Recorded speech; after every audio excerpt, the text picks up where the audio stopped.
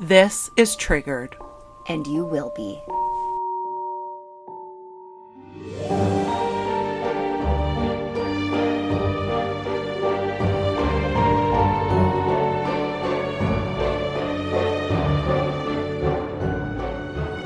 Everybody's in for a treat today. And the reason is because Chantal hasn't shut the fuck up about this story. I have no idea what it's about, but she is so excited to tell me this story. Ashley, this is my favorite. Like, this may be my favorite true crime story of all time. Well, like clearly, truly. because you tell me about it every day. Guys, I've been working on this case for weeks. It's probably been months at this point. And she mentions it and giggles every day. And then she gets emotional. And I'm like, okay, like, just tell me the damn story. So it's been so interesting because we cover a lot of cases. We just finished episode 22. Which is crazy. And a lot of the cases, listen, I care about each and every one that we do, but a lot of them are like, okay, we've done the research, we've done the episode, and it's like, all right, now we've done it, we've moved on. There's no, like, attachment. Yeah.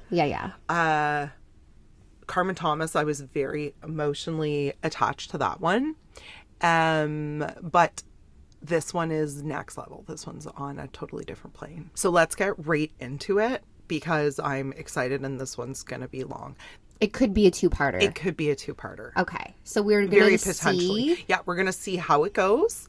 And if it's a two-parter, you'll get the second part on Friday. Okay. All right. So, Ashley. Chantal. Have you ever been in a situation where you have either overheard something that wasn't meant for you, that wasn't meant for your ears, or you have said something or had a conversation with someone and then realized afterwards, like, oh shit, so-and-so heard? Yes. I know. It's always the kids for me. Okay, so it's always the kids. I mean, this was ironic, but I'll never forget in high school, I was in the bathroom and I'm peeing and whatever. And I had actually recently lost my virginity. Mm-hmm. Ironically enough, to my husband. Which is so weird. So funny. But anyway. And I was really shy about the whole thing. Like, I actually missed the first 2 days of school because, like, Mike being... It's a weird time, though. It's a weird time. Because you're suddenly like, oh, I'm a woman. Yeah, I did it. I remember being like, I'm now a woman. Yes. Yeah. So, of course, Mike being Mike goes to football practice the next day. He's like, I did it, guys. I had the sex. It done. You know, he's 16. So, people found out, obviously, because teenagers, it's a big deal. And I was in the bathroom, and these two girls were talking, and the one girl was like, oh my God, I can't believe he slept with her. And you were like, oh my God. She's like a beanpole. She doesn't even, like, have boobs. And I'm like, maybe they're not talking about me. They were. And then they're like, Mike is so fucking hot. And then I was like, oh, they are talking about me. So then I just stood there, and I was like, no, I gotta come out. So I, like, opened the door, and these girls just stared at me. And I was like, hi.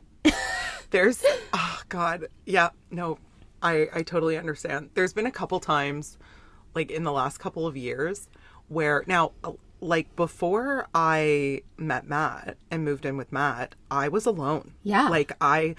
Like my daughter, I had visitation with my daughter, obviously. She came to my house, but it was very scheduled. It was like on weekends or holidays. So for the most part, I was by myself, and that's just what I was used to. So there's been a couple times, and it's never anything like serious, but there's been a couple times where I've been on the phone with a girlfriend and we're like talking about the guy she boinked the night before, you know, and we're like talking like adults. And then like one of the kids comes out of their bedroom and I'm like, I didn't know you were here. Why are you here? Like, hello. We also have this thing as soon as I call Chantal. Yeah. Yes. And if the kids are in the car or in the house, she doesn't say like, oh, hey, she goes, the kids are here. I'll literally be like, hey, say hi to my daughter. Yeah. like right away, I'm like, say hi. Hi, honey. Right? Just to like cover that. Okay. So today I'm talking about Robert Durst. Can we giggle a bit? Because every time she would say Robert Durst, I'd be like the guy that like Limp Bizkit, and she'd be like, for fuck's sakes, I've told you this 300 times. It's not Fred Durst, it's Rob. And I've called him Fred Durst 100 times. So Fred Durst, I'm sorry that I've been calling you that. It is not Limp Bizkit. That's apparently I couldn't wrap my brain around that there was two Dursts out there, but it is. Yeah. So not Fred. I wonder if they're related. I have no idea. It would be really fucked up if they were. It'd be funny. And funny. All right, so Robert Allen Durst was born on April 12th, 1943, into one of New York's most powerful real estate dynasties. Think Trump-level rich, but with way more Upper East Side vibes. Oh. His father, Seymour Durst, was the head of the Durst organization, and little Bobby was the oldest of 4 kids. But this family was far from perfect. When Robert was just 7 years old, he witnessed something that would haunt him forever. His mother, Bernice, falling, quote unquote, to her death from the roof of their family mansion. She fell off the roof? It gets even crazier. The official story says that it was an accident, but I have questions because... First of all, why are you on the roof? That's my question. Right? This is the Durst family we're talking about. And pretty soon you'll find out that name carries a lot of weight. Robert Durst actually recalls, and we don't know if this is true because he was 7 years old. Right. And, you know, I'm always about like initially first believing, even if it's a child. Of course, yes. But the more I learned about Robert and the more I learned about his family and the more I learned about just the everything involved, I have questioned throughout this story.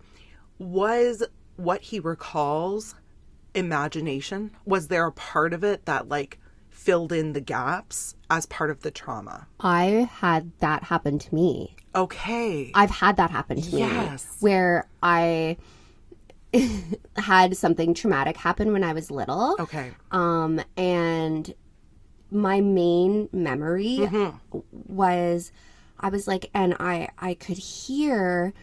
It almost sounded like screaming sounds, but that's not what it was. Okay. It was, I was living in an apartment, like low-income housing apartments with my mom. Okay. And there was a hall that they would rent out for weddings and things like that. Uh-huh. It was chairs sliding on the floor, but my little 6-year-old brain heard screaming. Okay, so that is really interesting, and I kind of feel like that's what has happened here because Robert says he remembers his father waking him up out of bed and bringing him to a window. Okay, and showing him his mom on the roof.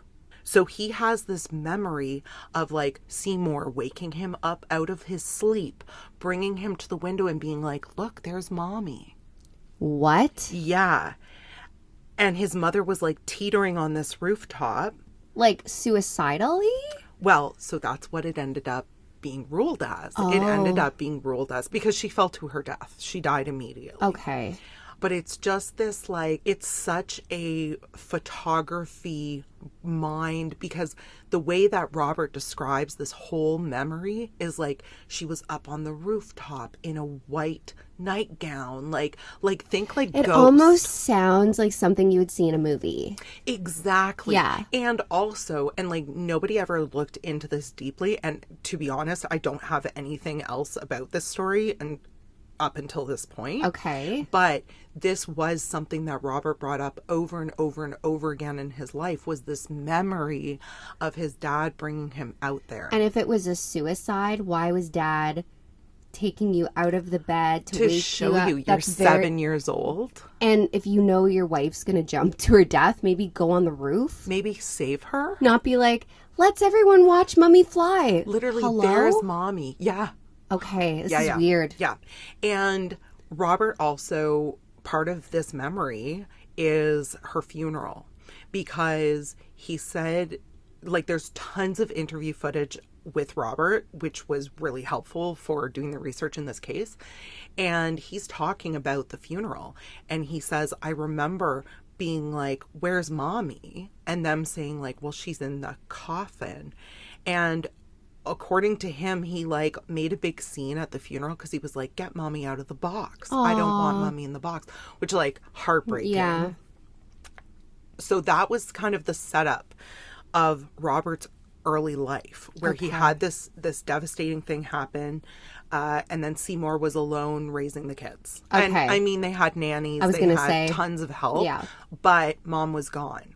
And according to Robert, mom was amazing. Like, she was a good mom. Yeah, she loved her kids. She took good care of them. So that's the beginning of Robert's life. Okay. So now we're going to fast forward to the 60s. Robert's growing up. He's going to Lehigh University and then heading to UCLA for grad school, where he meets Susan Berman. Remember that name because she's going to be very important later. Susan was the daughter of a Las Vegas mobster, so naturally the two became besties. Two kids from two prominent and shady backgrounds. Yeah, for sure. So they connected right away. Susan was his best friend. And there are hundreds of photos of Susan. Are they friends or are they dating? That's a really great question. We'll get into it a little bit more later. From everything I've read about Susan and Robert, could there have at one point been a sexual attraction or like, oh, we should be together? Yes, I get the feeling Susan wasn't Robert's type. Okay. I think, just based on what I know about Susan and what I know about Robert, if Robert had been interested, Susan would have been down. Okay. But it seems like maybe it had come up in conversation and Robert was just like, you're not really my type. Okay. So they're friends. And then they stayed friends and they were very close friends. So in 1973, Robert met and married Kathleen McCormack, or Kathie as she liked to be called. She was this gorgeous, bright young woman studying to be a doctor. Robert had actually asked Kathie to move in with him after the first 2 dates. And oh my God. Yeah. Yeah. They lived in Vermont and Robert had wanted to settle down there with Kathie. He opened a health food store and had hoped that would be their sweet and simple life. But the Durst family was having none of it. They're like a health food store? Yeah, because they were this huge, prominent real estate family in downtown New York City. Yeah. And all of a sudden, the eldest of the family is like, I'm going to make hummus in Vermont with my little wife. Right. You know, and they were like, no. So essentially they forced Robert to sell the health food store and they went back to New York so Robert could get back into the family business. Okay. Which he didn't want. In looking back over the story, this may have been a very pivotal moment. Okay. To determine what comes next. Okay.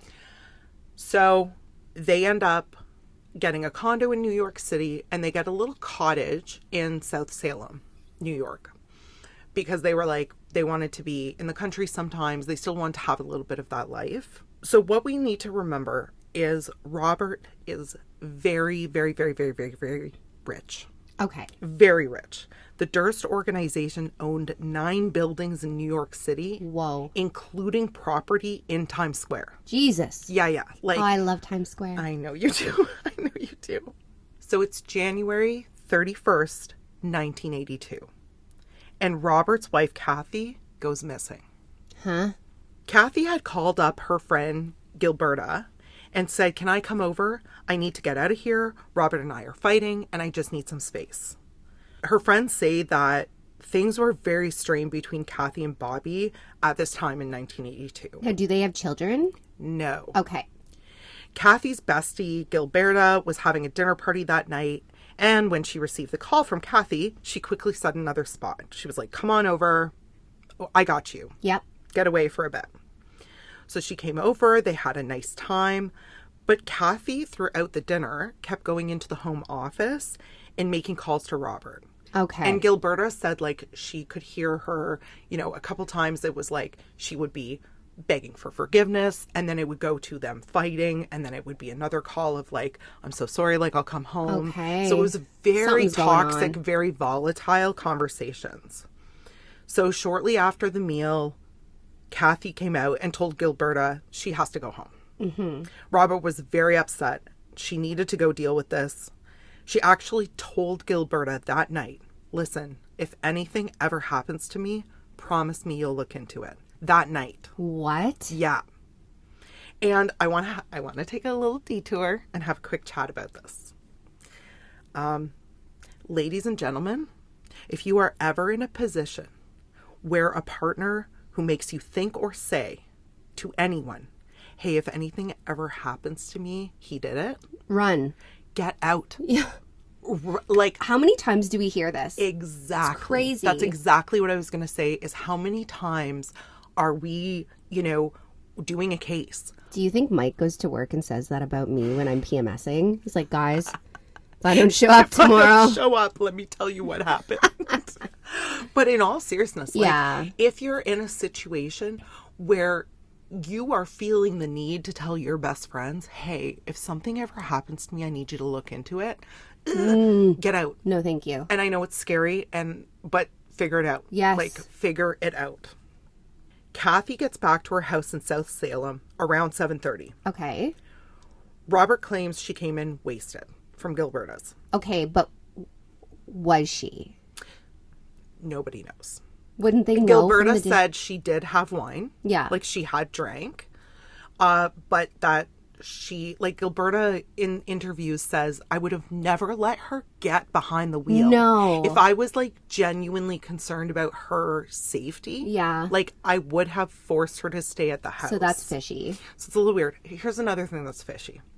Robert claims they had a sandwich. Kathie just had she was at a dinner party. Oh, right. You just ate dinner. I mean, maybe she's a hungry girl. I know. And in my head, I was like, we don't judge. We're like, maybe she wanted a sandwich. Yeah, girl, happens. Get that sandwich. But I still found it, like, I was like, okay, so Robert's saying she comes home wasted and has a sandwich. It's weird. Which is so strange compared to, like, what Gilberta was saying. Okay. Anyways, they had a sandwich, and Robert says they argued because Kathie wanted to drive back to New York that night. But he was like, you're not driving, you're wasted. So they argue. But it wasn't just a verbal argument. Okay. According to Robert, they were pushing and shoving each other. Oh, shit. So at that point, he drove her to the Katona train station, and she hopped the train back to New York City at around 8:30. Okay, doesn't that, like, I've never been in a relationship, like, where your argument turns into, like, pushing and shoving. I know. And if you're in a relationship where arguments turn to pushing and weird. shoving, like, get some help. I'm not saying it needs to be the end of your relationship, but get some help. Like, you probably need therapy. You need to talk to a doctor. You need to let your family and friends know what's going on. Like, don't keep that to yourself. No. So she hops on the train at 8:30? So she hops on the train at 8:30. Robert says, I brought her to Katona. She hopped on the train. She went back to the city. Robert claims he saw her get on the train. He then returned to the South Salem home. And while he was headed into the house, he spotted his neighbor, Bill Mayer, outside. The boys had a drink, and when that wrapped up, Robert says he took their dog for a late-night walk, called Kathie from a payphone at around 11 p.m., maybe 11:15. He said they spoke briefly. She said she was at home, she was fine, and she was watching TV. Now, into New York City. The night watchman at their condo building on Riverside Drive claims he saw Kathie come in that night. Okay. And head up to their penthouse suite on the 15th floor. She was even heard from Monday morning. Remember I told you she was studying to be a doctor? Yeah. So she was in medical school. And she called the school Monday morning. And she told the dean that she wouldn't be in for classes because she wasn't feeling very well. But that was the last time anyone ever heard from Kathie Durst. So she did show up at the condo. She shows up at the condo. She called in. She calls into the dean, says, I'm not feeling great. I'm going to take today. Yeah. I'll be in tomorrow. Okay. Robert reports Kathie missing on Thursday. Monday, she calls into the school. Tuesday, Wednesday, Thursday. While that may seem unusual to us, remember, it's the 80s, the early 80s. You didn't have texting. Exactly. It wasn't all the time. Robert and Kathie had just had a huge fight. They didn't have cell phones that they could be texting each other on. They had fought. He had made sure she was okay back in the city, and then most likely assumed she was busy with school and city life. Or she was just pissed off. Yeah, and she would call him when she cooled down. Yeah. So initially I was like, oh my God, you waited 3 days? But then I'm like, no, it would have been okay then.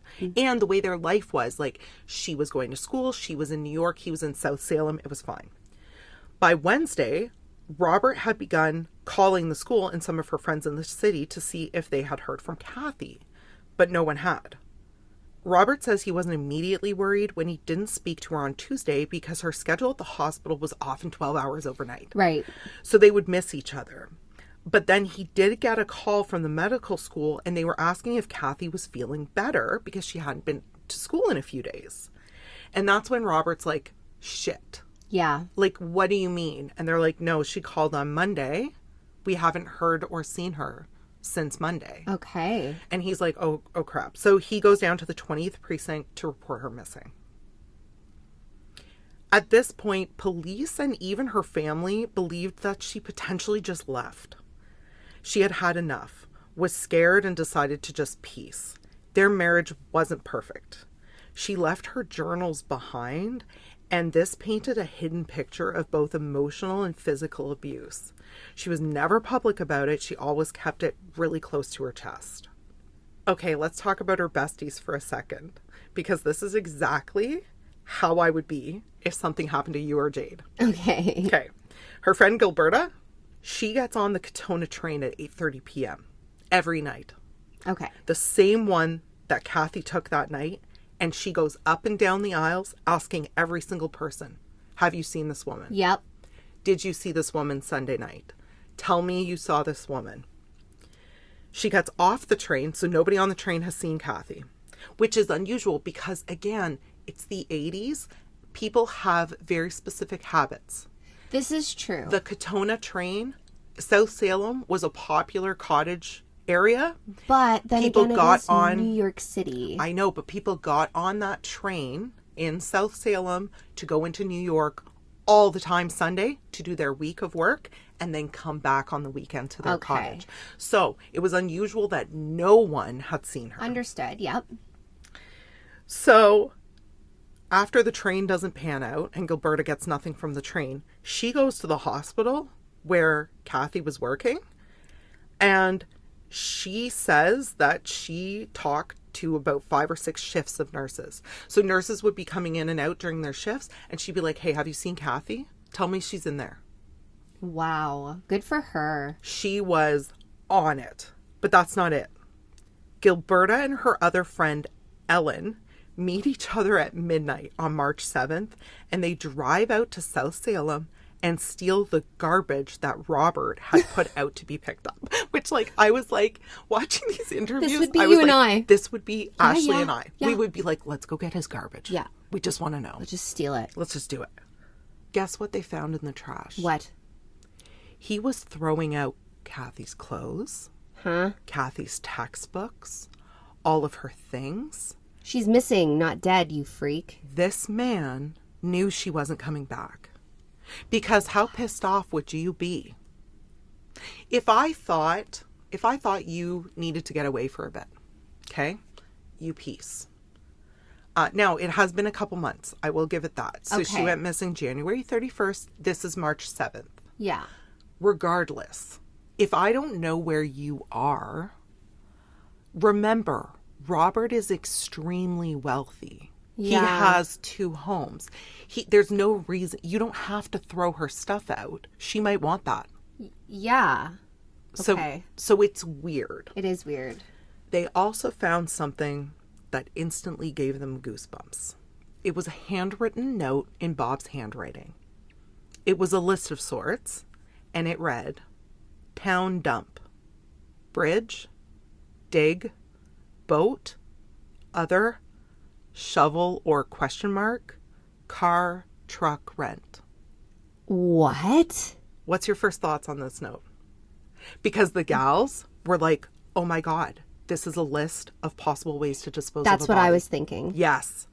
Her girlfriends were sure that Robert had killed Kathie. They just needed to figure out how and to prove it. So a little bit of a history about Kathie and Robert that came out during this whole missing persons investigation. Okay.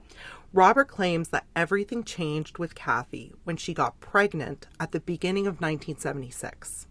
Robert had been very clear with Kathie from the start that he never wanted children. He truly believed that there was some kind of curse that followed his family around, and he did not want to spread it, quote unquote. Maybe because of all the trauma of his childhood. Exactly. And you know what? I respect this. Fine. Yeah. He also said he knew he wouldn't be a good father. And again, I respect this. Then put a condom on. Yeah. Or get a vasectomy. Yeah, I would much rather see people who know that they're not going to be good parents not have kids. Yes. Than go through it, have kids, and then don't give them a good life. Yeah. So Kathie is pregnant despite using birth control. Okay. So it was like an oopsies. Yeah. And Robert's like, okay, so abortion. And Kathie says she wants the baby. Well, yeah. Robert basically gave her an ultimatum. He was like, if you have that baby, we're no longer married. That's super shitty. So this was when everything started to change. Yeah. This was when both her friends and Robert said they noticed a huge difference in Kathie because Kathie had the abortion, but she started to resent Robert. Oh, no. And we know that resentment is a slow burning poison in a relationship. You can't be pushed into something like that. No, I know. So this is actually when the violence began. And Robert claims that it was both ways. Like Kathie was just as physically abusive as Robert. And when you look at her journal entries, it looks like that is the case. Okay. Like she did take responsibility for Things a were lot very of the volatile. Yeah, for a lot of the violence. Remember when Robert said he had come home from the train station and had a drink with his neighbor? Yeah. Took the dog for a walk and then called Kathie from a payphone? Yes. As police began asking around and looking into this... So wait, the girlfriends brought their suspicions to the police? Well, no, remember, Robert reports Kathie missing. Right. And now police are doing... The investigation. Okay. And the friends were definitely telling police. As a matter of fact, one of the detectives claims like every week, this group of 4 women would just storm into my office. And they were like, he did it.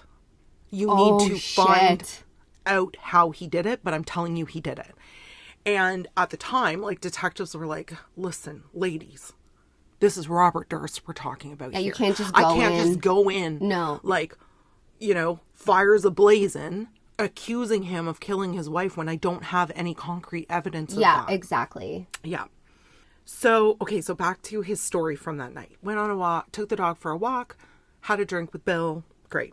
They start looking into this and they talk to Bill. Yeah. The neighbor. And he goes, I didn't have a drink with him that night. Shit. I don't even think I saw him that night. Shit. What a stupid story if it wasn't true. What did you think, sir? I know. So police go to Robert and they're like, hey, we had a chat with Bill. He said you guys did not have a drink that night. And Robert goes, well, no, none of that happened. I just wanted to be left alone. I figured if I said those things, you guys would leave me alone.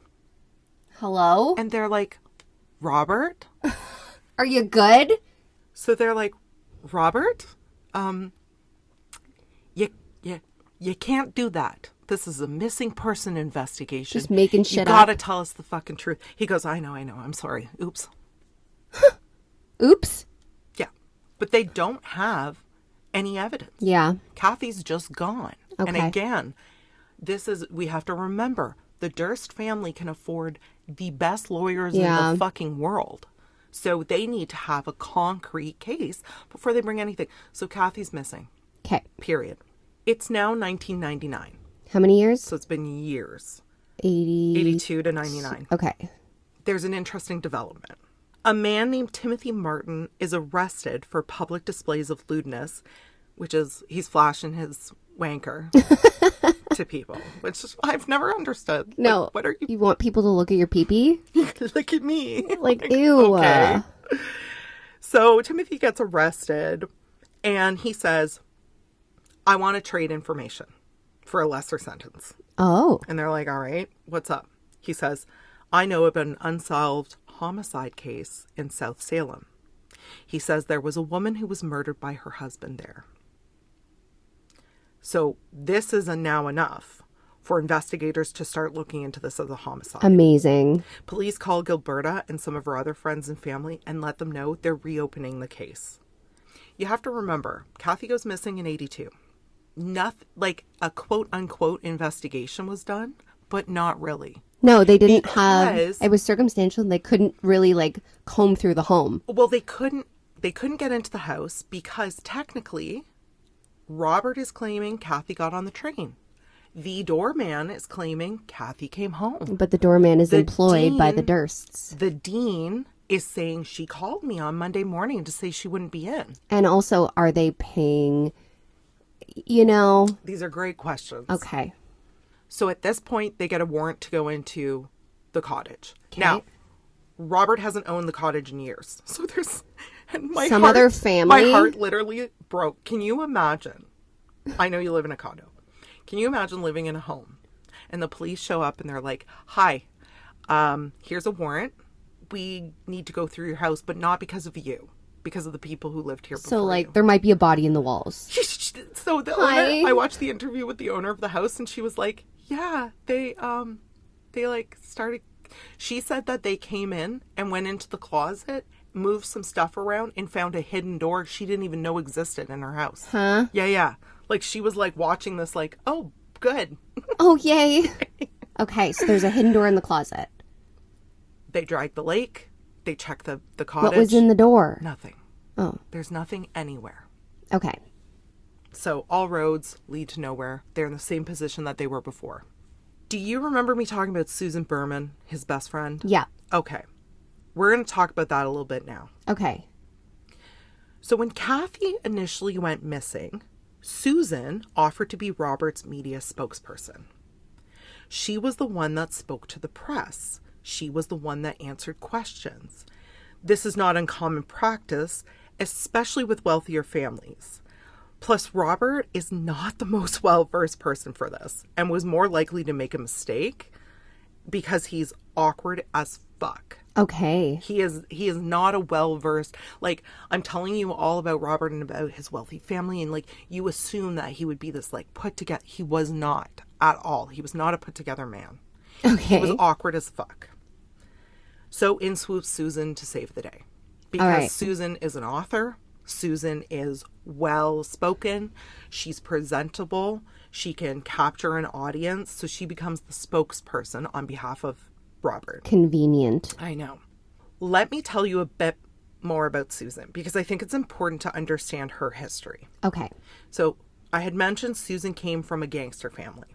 Her dad was a legit mobster and Susan loved it.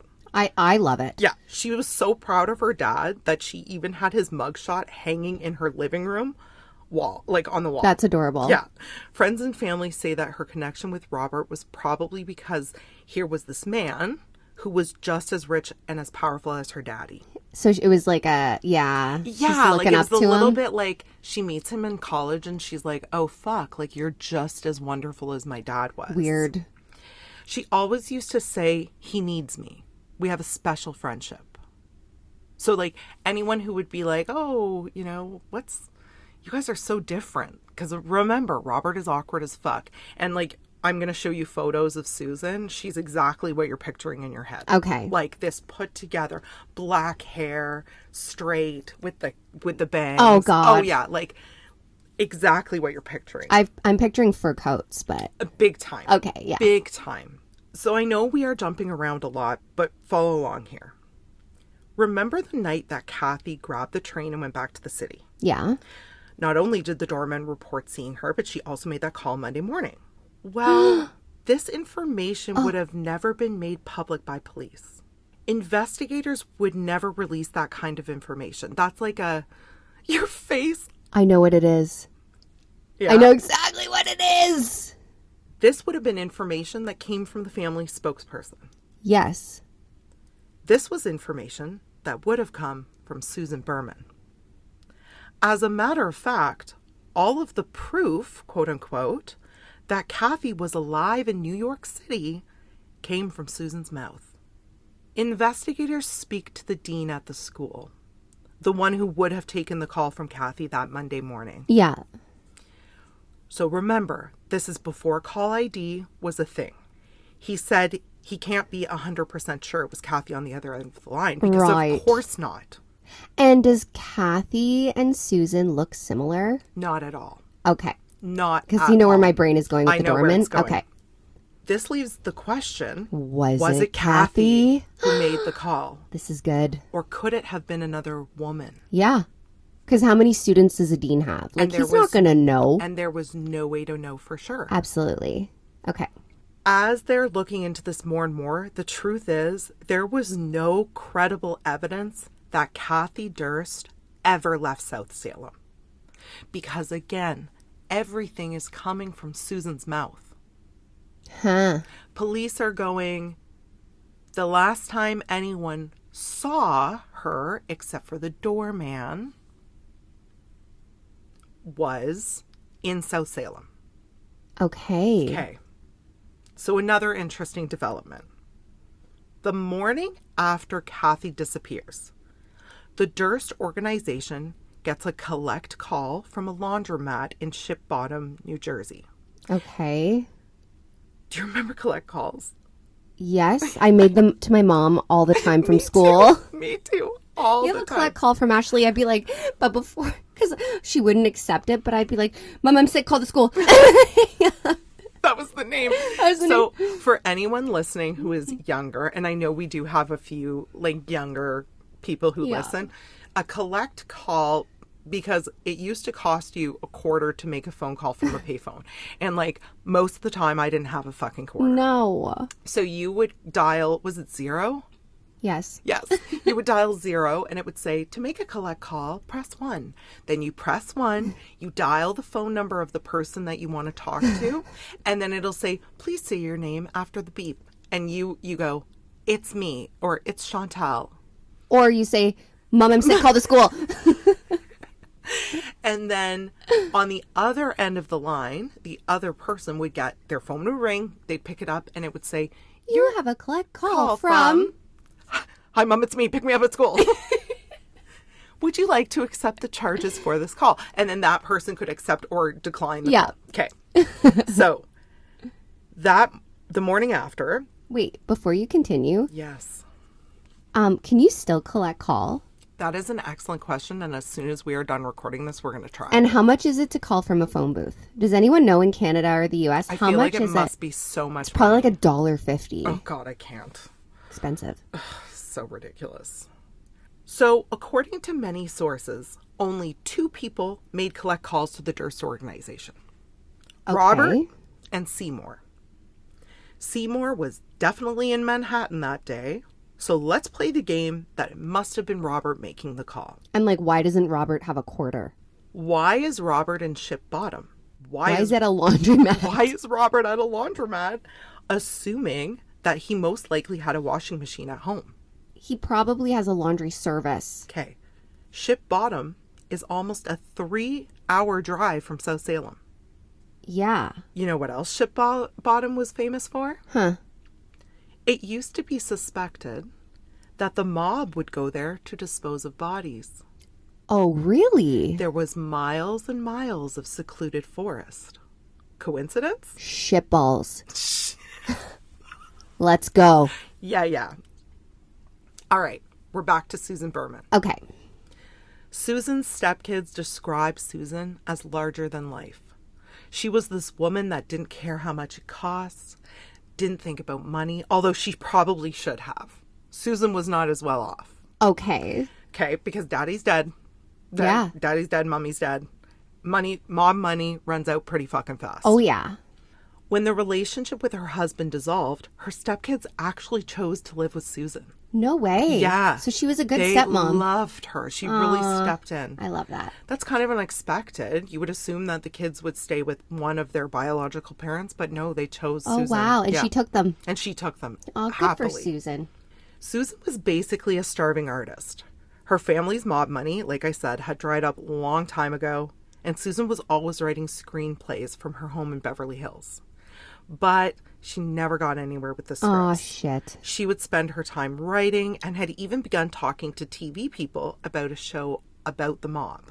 Oh. Like, she was like, oh, I know what's gonna... Yeah. Like, I know what people would be interested People are interested. And for the first time, it sounds like, when she started pitching this to TV networks, she was getting a little bit of traction. Yeah. So this was exciting for her. She was like, oh, thank God, finally. Because that would have been, like, I don't know, Scarface, like, all those things that come out. Like, there's nothing better than that movie. And finally, like, I have been an artist, I have been a freelancer, and it is really exciting when all of a sudden someone is interested in your work. Yeah. So this was where Susan was. This is where she was at.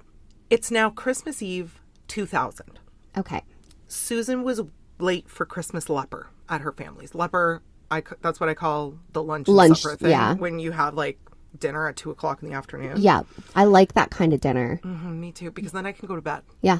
Like at a reasonable time. And I like that. My mother-in-law at Christmas always does leper. We do leper. I love her. Yeah. She's amazing. She's like, because, and I'm like, you get it. We have family members that don't like driving at night. No. So we're like, dinner's at 1. I also think she knows that we're like, because like Mike's siblings, like his brother, his other brother, me, his brother's fiance, like we like to drink. So she's like, I gotta get these guys, I gotta feed them. Her cousin said it was very unusual for Susan. She was always on time. Like she wouldn't have just been late. Her cousin called her house and was in the middle of leaving a voice message saying like, hey, Susie, you're not here yet. Just wondering what the fuck. Like, get over here. Everyone's waiting for you. And in the middle of leaving a message on the answering machine, a man picks up the phone. He said, hello? And the cousin says, hi, who's this? And he says, this is Detective. And everything blacked out for the cousin because she knew it was bad. LAPD were called to Susan's house on December 24th because a neighbor had called to report that Susan's door was wide open. Weird.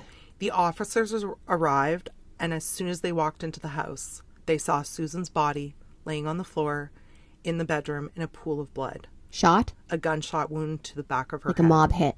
She was dead. And, okay, so can I just like throw a couple theories? That is what we're here for. Okay, so I have 2 theories. One of my theories right now is, okay, they're getting close to what happened. So Robert's like, we got to get rid of her because I'm afraid that she's desperate for money. Right. She's going to talk. Yeah. Or she's like, if you don't give me money, I'm going to talk. That's my first theory. Okay. My second theory is she's trying to pitch this story about the mob to television. And they're like, we got to get this bitch out of here. Yeah. Those are my 2 theories. I love them. Okay. And funny enough, that's the same theories as the cops. I should have been a detective. I know. God damn it. Okay, let's talk about Susan's home for a moment. It was pretty junky.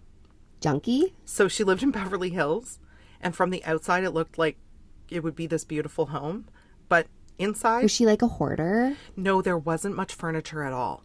Okay, but how was it junky? It looked like the carpet had been ripped up off the floor and just left. Oh. Like someone had ripped out the carpet and there was like, like the glue and stuff that's left on the floor. Just left there? And people say like that's just how she lived. Okay, so it wasn't like... No, this wasn't a new ripped up carpet. I know usually we hear like ripped up carpet and we're like, Right. No, because, and the thing is too, nobody hid anything about this. Like Susan was literally laying there in a pool of her own blood. Okay. This is going to make you uncomfortable. No, I don't want to hear about the animal. The dogs lived. Oh. But police say like the like creepy thing is they had walked in and out of her blood pool. So there's like there's paw little prints? bloody paw prints literally all over the house. Yeah. Those poor little paws. I know. I hate that. So Susan didn't live comfortably at all. She had a desk with a computer. Okay. A bed, Yeah. And like a chair. No couch? No. Like she was literally living very... That's weird. Yeah. Very, very weird. And like her stepkids are grown. Like they're adults now. So she's alone. And so she's alone. Did she sell all her shit because she was poor? Maybe. Maybe. And you'd think that if her parents were dead, she would have inherited all these like mobby, like antiques. You know what's furniture? so interesting? Okay, so let me tell you a little bit. Let me tell you a little something. I have a funny feeling, and I don't have a lot of concrete proof, but I do have a little bit of proof that my family was involved in the mob in Montreal. Okay. Okay, like a long, long time ago, but nevertheless. The thing about the mob is when you die, whatever you have to give to your family, the mob takes from first. So if you have drug debts, if you have gambling debts, if you have anything, you're not necessarily getting very much back. Yeah. Because they take it first. Okay. Understood. So I'm wondering if, and like her dad had been in and out of prison, and I'm wondering if when he died, a lot of what he had didn't go to Susan. And then keep in mind as well, now her dad had died years before this, and Susan liked to spend money. So I have a funny feeling whatever was left for her, she went through real quick. Yeah. So her desk, nothing had been disturbed. Not a drawer had been opened. It looked like there was no forced entry, which led police to believe that whoever had done this, Susan had let them in. Okay. Susan was next on the list of people that police needed to interview about Kathie Durst. Shitballs. What are the odds? Why do I keep saying that? Shitballs. You're about the shitballs today. Okay. Robert was not a suspect. As I had mentioned earlier, Susan had already authored a book about the Vegas mob and was talking to TV about doing a program on the mob. Her murder was mob-styled, shot in the back of the head. Yeah. So although it made sense with the timing of reopening Kathie's case that Robert could have something to do with it, the suspicion was actually overridden by the mob connection. Of course. The police were like, well, this makes sense. Yeah. Mob-style shooting, she's talking about the mob. They didn't like that. Yep. The day after the body is discovered, LAPD receive a letter to their headquarters. The envelope only said Beverly Hills Police in block letters. Beverly was spelled wrong. Weird. So Beverly is Beverly. Yeah. On the front, it was Beverley. Okay. Okay. On the inside, there's just a piece of paper. Again, in block letters, it says 1527 Benedict Canyon, Cadaver. Oh. That is Susan's address. This was post-dated December 23rd. So this had been put in a mailbox December 23rd.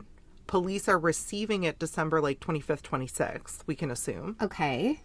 And they found Susan dead on the 24th. So they know for a fact whoever wrote this knew she was either going to die or that she was already dead. Okay. We can take something else from this. Whoever wrote this cared about Susan and didn't want her just rotting. Or maybe they were an animal lover and they didn't want the dogs to... But the door was open. Oh, right. Yeah, okay. So, to me, I agree with the police. But also, if I was going to kill someone and, didn't want people to find the body, I wouldn't leave the door open. I know. So the person who killed her obviously was like, come check this out. Maybe. Later on, I wonder if they thought they closed the door. Oh, maybe. And it swung open. Maybe. Regardless, after they receive this note, they know it's not the mob. Yeah. The mob does not give the police a heads up. No. They don't give a fuck. They don't give a shit. And odds are usually, because her death would lead back to the mob, essentially, I would think the mob would remove her, kill her, dump her, just so that they don't have... Absolutely. You know what I mean? We were just talking about ship bottom earlier. Yeah.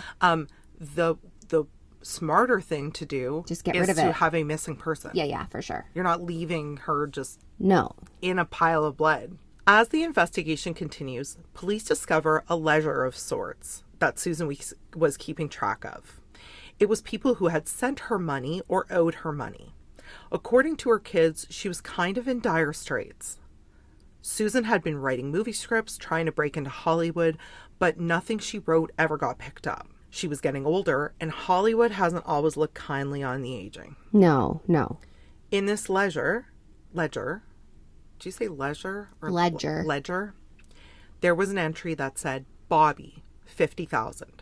Oh, shit. How the fuck does Bobby owe her $50K? Now, if I was rich, I'd send you money all the time for no reason. Yeah. For sure. Did she owe Susan, Bobby 50? No, this was people who had either sent her this amount of money or that owed her this amount of money. Okay? Okay. So, like, I initially was like, yeah, if I'm wealthy beyond my wildest dreams, sending you $50K there's no question. Yeah. Of course I would, for no reason at all, because you're struggling and I'm not. Or does he owe her $50K? Maybe he owed her $50K. But for what? Exactly. I feel like we're playing a twisted game of Where's Waldo here, but it's Where's Robert? So where was Robert when Susan was killed? Because now we have to, so we know it's not the mob. The next, rational thought here is, could it have been Robert? Could it have been someone associated with Robert? Could it have been the person who killed Kathie, who didn't want info coming out? And like wealthy families take care of their name. Correct. They take care of their family. Correct. Well, he wasn't with his now wife, Deborah, in New York. And witnesses say he was in California, but investigators can't pinpoint that he was in LA or with Susan. But Susan had mentioned to a few people that Bobby was coming up for the holidays. Interesting. But what concrete evidence do we have? You should have a lot because it's the holidays. People would see you. So remember, Robert has houses and cottages and condos all over the place, okay? Robert had lived off and on in a city called Trinidad, California throughout his life. He had a little beach house. Nice. It's a beautiful kind of rural area. He had a car that he kept in long-term parking down there for when he was there so he could drive around. Records from the parking garage show that he signed his vehicle out on December 19th. Okay. So we know he's in Trinidad on the 19th. On the 19th. Trinidad is about an 11-hour drive down to Los Angeles. But do we have proof that he left with his car to go to LA? And we kind of do. Bob was found with 2 calling cards on his person during this investigation. One calling card was used in Garberville, California, the next day on December 20th. And like, is that going to war? Okay. Yes. I see. Garberville is on the way to LA if you are driving. It's down the coast. So he's moving south. So now we have the proof. He was in Trinidad. The next day he's in Garberville. Another peculiar coincidence that occurred between December 19th and 25th. Bob was always checking his voicemails. Do you remember when we used to have to call the house? Yes. Okay, so for the youngins again, we didn't have, so if you were outside, if you weren't at home, you could call your phone number, wait for your answering machine to pick up, push 7, I think it was 7. Yeah, and then put in your code. You put in your code, and then you can listen to your messages on your answering machine.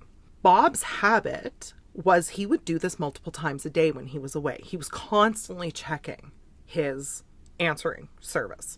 During that week, the phone company has no record of him checking his voicemails, not once. That's weird. And we know that when investigating something like this, we have to look at unusual changes in behavior. So December 23rd at 10 p.m., Robert boards a flight in San Francisco and flies back to New York. Okay. Susan Berman was found December 24th in the afternoon, and the medical examiner said that her body had probably been there for 24 hours. Now, was there enough time for Bob to drive to LA from the last place we have him tracked in Garberville, murder Susan, and drive back to San Francisco and hop on a plane by 10 p.m.? The answer is a resounding yes. Really? It would have been tight, but totally doable. Okay. Bobby didn't show up to Susan's memorial service either. His bestie? Correct. The person that was his spokesperson when his wife was gone? Why would you not go? Right. Like, I'm not even kidding right now. If you die, I don't care what is going on in my life. Thank you. I'm a be at that memorial service. Thank you. No, he did not show up. And he had like made weird calls to her friends and to her stepkids just before the memorial. And like they were all like, well, we'll see you. And he You're was like, obviously coming. And just like kind He's of like, was oh, weird. I have a lunch. Yeah. Huh? Yeah. Time moves forward and Robert goes about his life. And both Kathie and Susan's disappearance and murder, respectively, go cold. It's now September 29th, 2001, along the shoreline of Galveston, Texas. Texas? We're in Texas now? We are jumping around, baby. Okay. It's only a couple weeks after 9/11 when the world, as we knew it, changed forever. Yeah. Galveston, Texas is a coastal port town surrounded by the warm Gulf of Mexico. Oh, I don't know why I thought, I don't know, when I think Texas, I think like cowboys and like desert. Yes. And that, you should see this place. Really? It's gorgeous. I have There's like just this coastline everywhere. I always picture when I think of Texas dry, like no water. No, this is beautiful. Like the Gulf of Mexico is surrounded on like 3 sides. Like it almost looks like a peninsula. It's gorgeous. I picture like hot cowboys, bad into the sunset. Hot cowboys on a boat. Weird. Because that's what this is about. Police receive a call that some kids claim to have found a torso washed up on some rocks by the shore. With no head? Detective Gary Jones of the Galveston Police recalls that the only way he could lift the torso out of the water was reaching down the throat of the torso, wrapping his fingers around the breastbone, and pulling it up out of the water that way. I'm horrified. Ew. When I was watching this interview and he explained it like that, and like it's like I want to show you it because he's like a dad. Like he reminds me of my dad, and he was like, "Yeah, I just reached in there, and you know." And like, sir, it's not a giant fish. And the interviewer's like, "I'm sorry, just with your hands." He's like, "Well, what else was I gonna do?" I can't. Also, I can't even hold a fish. Yeah, so, as they are looking around, they see numerous black garbage bags floating by the shore. They pull the bags out and immediately know that they have found the legs and arms. No head. They search for the head for many days. They never recover. And is it a male body, a female? It's male. Oh. Amongst the your face, you're so like, confused. where are you going with this? Get ready. Okay. Amongst the bags, they find the single most important piece of the puzzle. A newspaper with the address sticker on it. The address is 2213 Avenue K. So police zoom over to check it out. They get there and get this. There is blood on the stair rail and then a small blood of trail leading from the porch out to the road. So like no one tried to clean this up. The home belonged to a Klaus Dillman. He had turned the home into a couple of apartments. The tenant downstairs was 71-year-old Morris Black, and the apartment upstairs was rented to a little old lady named Dorothy Siner. According to Klaus, Siner was mute, so she couldn't speak. Aww. Yeah. The landlord said that Dorothy was a great tenant. He barely saw her, and she paid upfront a whole year for her rent. I bet you she was really quiet. But not... I'm sorry. Wow. I'm sorry. Wow. Neither tenant was home when the officers stopped by. They took fingerprints off of the dismembered hand of the body that had washed up, and it matched to Morris Black, the downstairs tenant. Oh, no. So now we know who he is, on to figuring out why he was cut into pieces and dumped in the bay. Within this house, they could see that there looked like cleaned up blood in the common hallway that seemed to originate from Miss Dorothy Siner's apartment.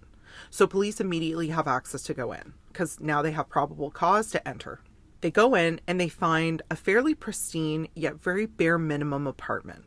Think a single bed with bare bedding, a small table and one chair, no real like comfort furniture at all. I find that weird because everything like for me has to be comfort. I know, same with me, and I'm like, you didn't have a couch.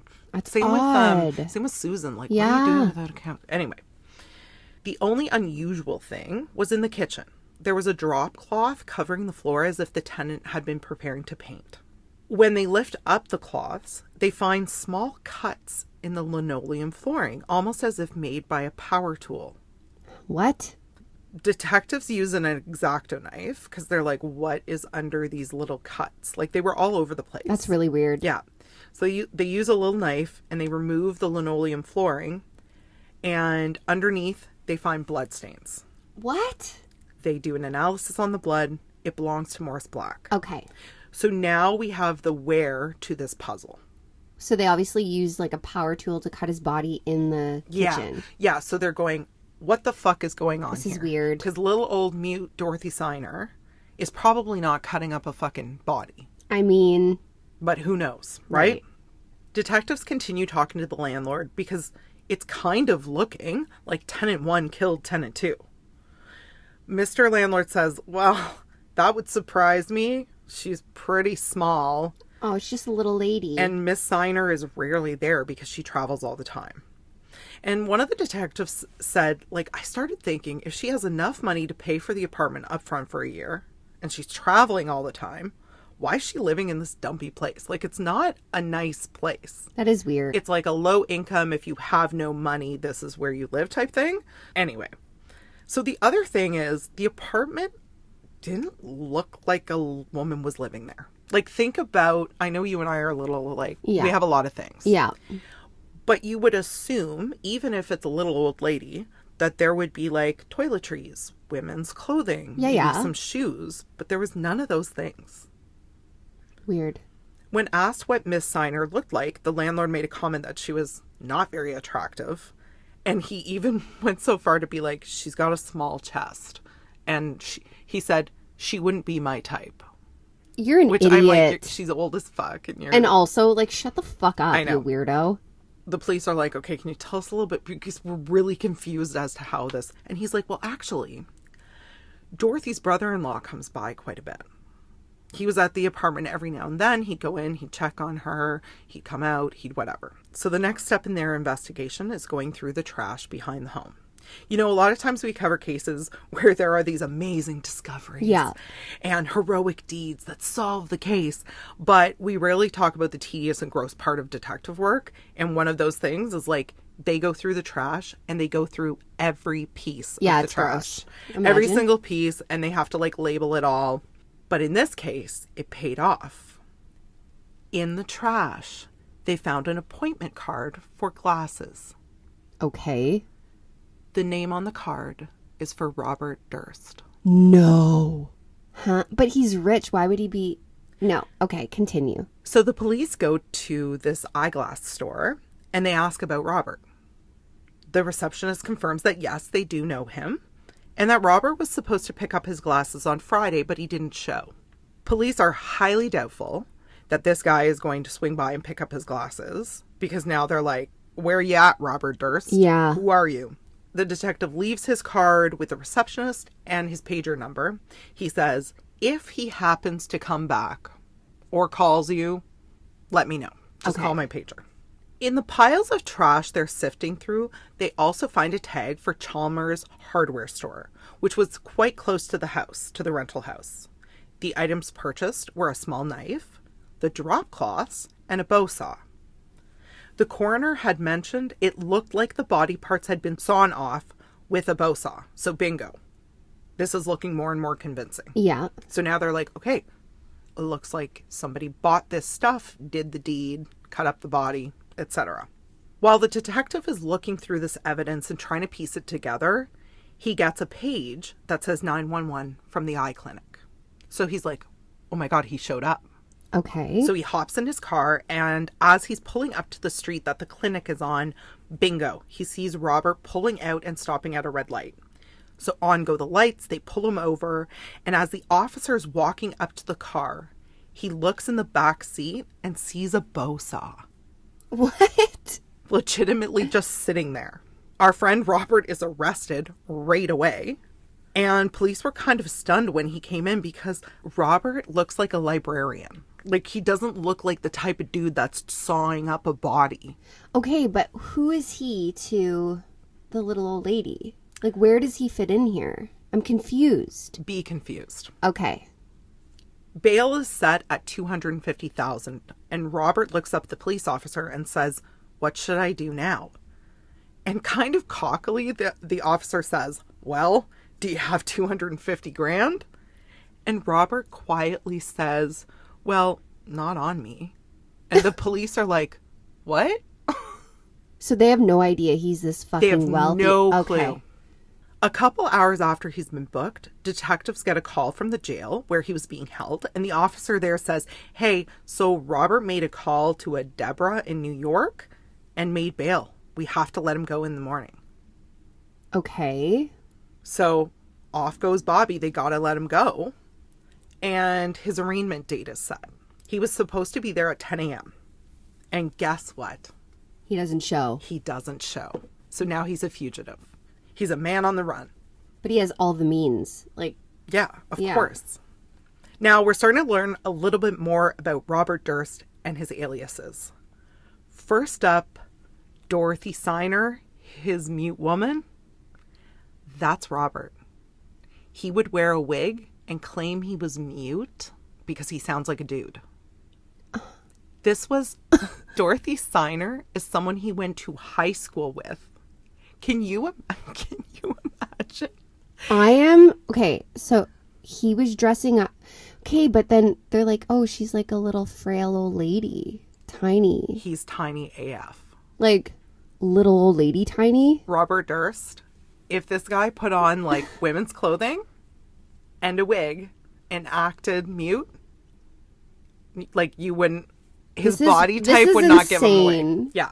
What? Yeah. But like, can you imagine? I would be so pissed if I get a call from police and they're like, "Hey, did you go to high school with a Robert Durst?" And she's like, "Yes." And they're like, "Okay, cool.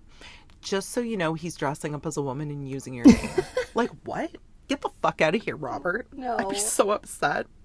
They do catch Robert on the run. Guess how they catch him? I can't imagine. He was apprehended in Hanover Township, void of any hair at all. I mean, shaved head. He shaved his eyebrows off. He looks like the fucking Walking Dead. What do you mean? Why? He was arrested after trying to steal a hoagie from a grocery store.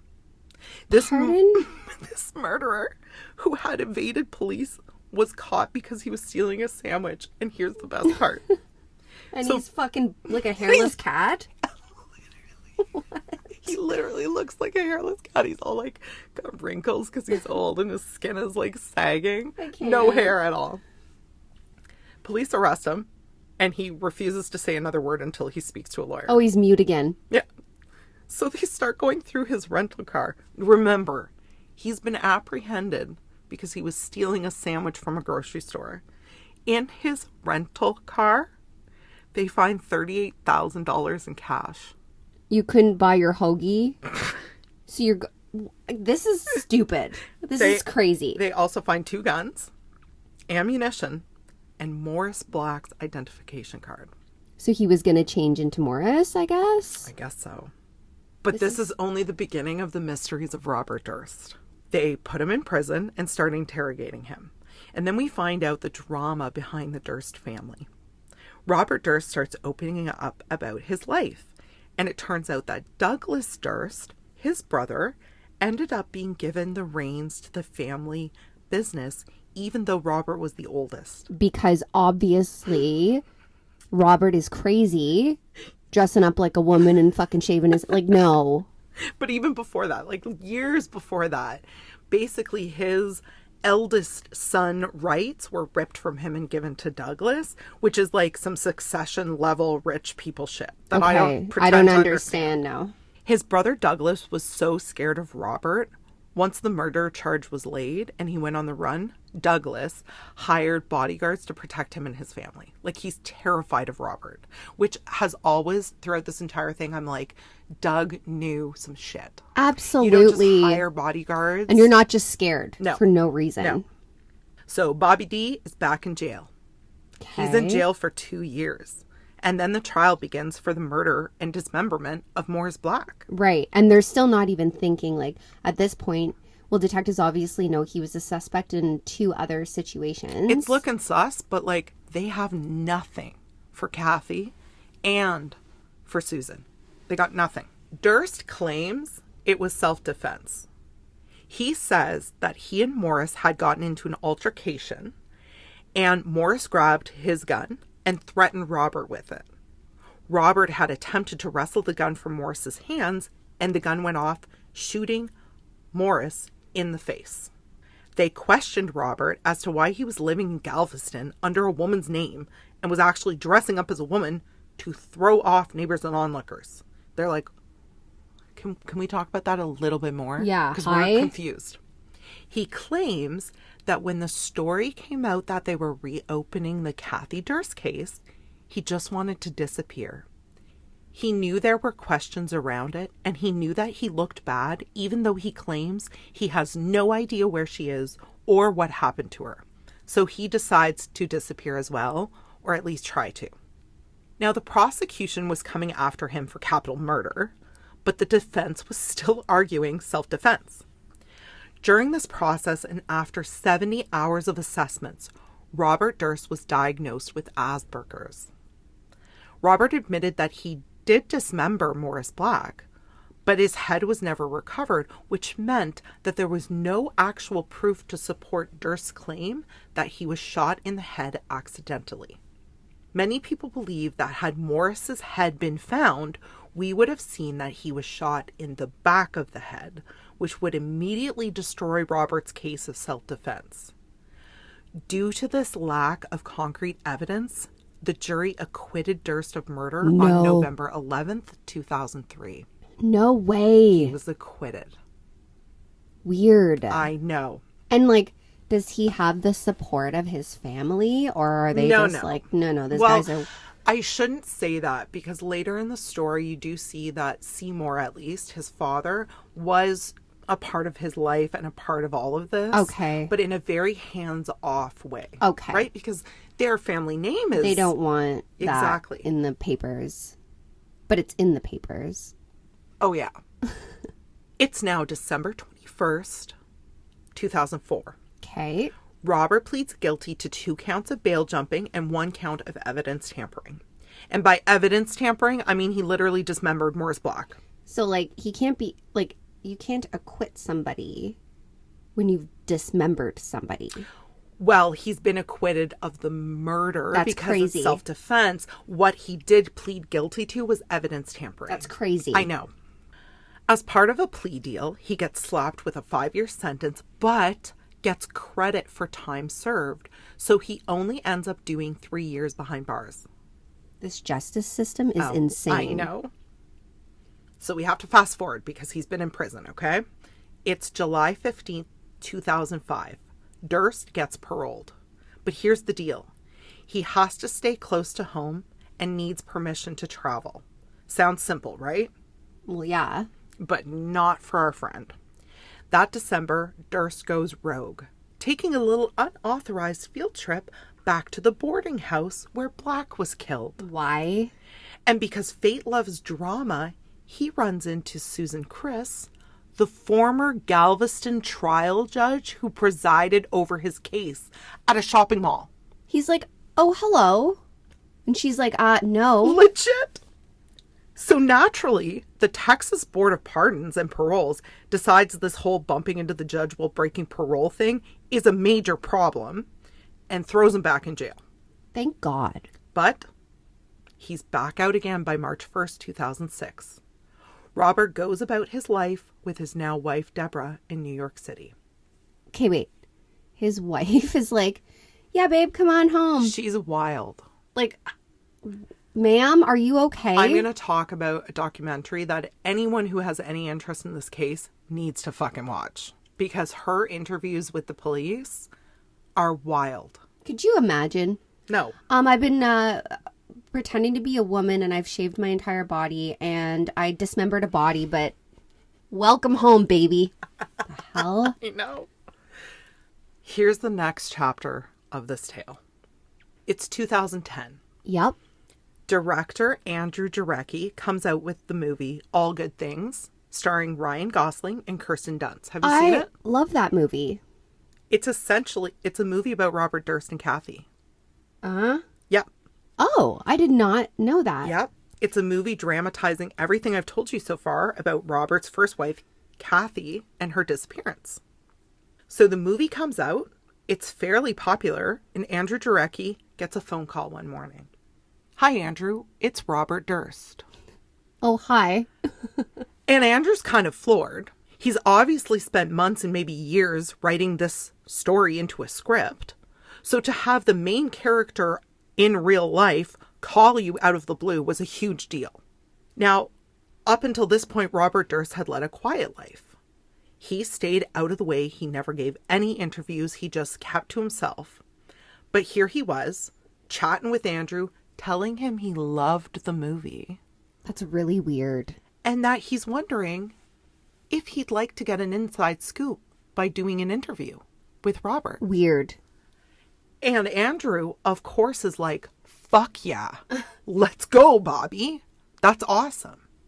Right? Like, that is a director's dream. That's so weird, though. Mm-hmm. So as people start setting everything up, they do a couple hours with Robert, and it's going well. Regardless of what Robert has or has not done, he's an interesting individual. And is he like I know the Asperger's thing, but I know a ton of people, adults with, autism, or they're on the spectrum or whatever. Mm-hmm. They're very intelligent and brilliant. Oh, Robert is smart. Okay. And is he at this point? Okay. Are they dressed? Like, is he dressing like a normal man? Like, he's acting like Yeah, he looks like a man. He actually there's part of the interview where Andrew, they're talking about when he was dressing up as a woman. And Andrew says, and were you wearing dresses? And Robert laughs and is like, well, no. Like, that was unheard of. And I'm like, Bobby, okay. Hello? So the interview's going great. During this, Andrew finds out that Seymour, Robert's father, so we had talked about this a little bit, he had hired a PI when Kathie's case had been reopened to look into things and try to help his son out. So Seymour Durst, Robert's dad, was like, this is looking bad for you. Yeah, I'm going to hire a private investigator to look into things so that maybe we can get them off your ass. Yeah. So let me tell you something that I know from being in politics as long as I have been. There's a process called vetting. Basically, anytime someone wants to be a frontline player in the political world, they need to be vetted. It's a series of digging and research, but the very, very first thing you do is try to find all the dirt you can on the person. Because you need to know what's out there. You need to know what somebody else might be able to find. So the director's people get a hold of this PI and ask if he would share some of the stuff with them. And he does. And the first thing he shares is something he titles Discrepancies in the Recollections of Various Principles. Okay. In layman's terms, shit that Robert has said that doesn't add up. Oh. The first thing they see is the inconsistency of the stories Robert told about the phone call with Kathie that night, after she apparently went to the city by train. The reports are as follows. First interview. Robert says he called Kathie from the South Salem cottage while watching the 11 p.m. news. Second interview. Robert says he called Kathie from a public phone in a restaurant. Third interview. Robert says he called Kathie from a pay phone while taking the dog out for a walk, which is what we heard. Which we know is bullshit. All right, Ashley. Do you remember the doorman? Yeah. How Susan Berman told the media that he remembered Kathie coming in that Sunday night? Yeah. Well, in the report from the PI, the doorman says, I actually never said that. I didn't see her Sunday night. You don't say. So guess what? The Durst family ends up firing the PI because he's doing the opposite. Everything he found actually made Robert look worse. Oh my God. I'm surprised he didn't go to the authorities and was like, although, I mean, his whole livelihood would be these wealthy families hiring him and things like that. But I'm super surprised that he didn't go to the cops like, hey. But here's the thing about private investigators. It's kind of like a lawyer. Like, whatever you find, you've been paid to shut your mouth. Yeah. So anyway, back to our producer friend, Andrew. Andrew and his team are excited to get an exclusive interview from the Robert Durst. There was so much to discuss. Not only was Kathie's case still cold, but now there was this whole Morris Black murder defense thing. So, like I said, they do the interview. And while it's interesting, it's not anything crazy. Okay. So he's answering questions. Robert's lawyer is there to make sure he doesn't say anything stupid and that he's protected and blah, blah, blah. Anyways, they wrap up and Andrew says, I'd love to finish this up with a second interview. Just to ask a few more questions and round out the interview for the documentary. Robert's like, sure, because this one went so well. Remember Robert's bestie, Susan? How could we forget? Right. The same way you and I have morbid curiosity about all things crime, as Andrew and his team are preparing for the second interview, they decide they would like to talk about Susan more in the second round. Because we haven't really touched. In the first one, they're talking about Kathie, they're talking about Morris, but they're not really covering Susan. And Susan was a big part of his life, plus she was his spokesperson, and then she died, so there's a lot there. So even before I tell you what I'm about to tell you, we have to admit that Robert Durst has had a hell of an interesting life. Yeah. As part of preparing for the questions and conversations they want to have with Robert the next time, they start reaching out to some key players in Susan's life. First up, stepson Sarab. Sarab and his sister were really the only family that Susan had in this world. He was actually quite close to Robert in the years following Mom's death. Oh. Robert even helped pay for Sarab's university tuition. Oh, wow. Mm-hmm. So they're close. They were close. So the team reaches out and they start chatting with Sarab. And Sarab's like, yeah, I would love for you to talk about my mom. Aww. They ask him, do you have any photos of Robert and Susan together that they can have? And he says, I haven't even looked at the boxes that I grabbed from Susan's house after her death. But I'll look through them. I'll gather some things. I'll find some stuff with Robert. And I'll give you a call when I have them ready. Perfect. That's exactly it. They're like, perfect. A couple of days later, Sarab calls Andrew and is audibly not great on the phone. His voice is shaking and he's almost whispering into the phone. He says, can someone from the team come to my place? I need to show you something. What is it? Oh my gosh, I'm on the edge of my seat here. What could it be? Of course, Andrew's like, someone's coming right now. Okay. So a member from the documentary team shows up at Sarab's and he leads them inside and opens up a bin full of photos and items clearly that were collected from Susan's home office. Sarab is shaking violently and pulls out an envelope and hands it to the team member. His blood runs cold. In his hand is a letter from Robert to Susan. It's an envelope with Bob's return address typed out in the top left-hand corner, but Susan's address is handwritten. Do you remember the letter the LAPD received the day Susan was discovered? Yes. About the cadaver? Yep. Remember how Beverly was misspelled? Yes. With an E at the end? Yes. Not only was Bob's handwriting exactly the same, but Beverly Hills was spelled incorrectly with an E. Shit. It was spelled exactly the same way as the LAPD cadaver letter. Oh my God. They look at each other in shock. Does this mean that Robert wrote the letter to the LAPD?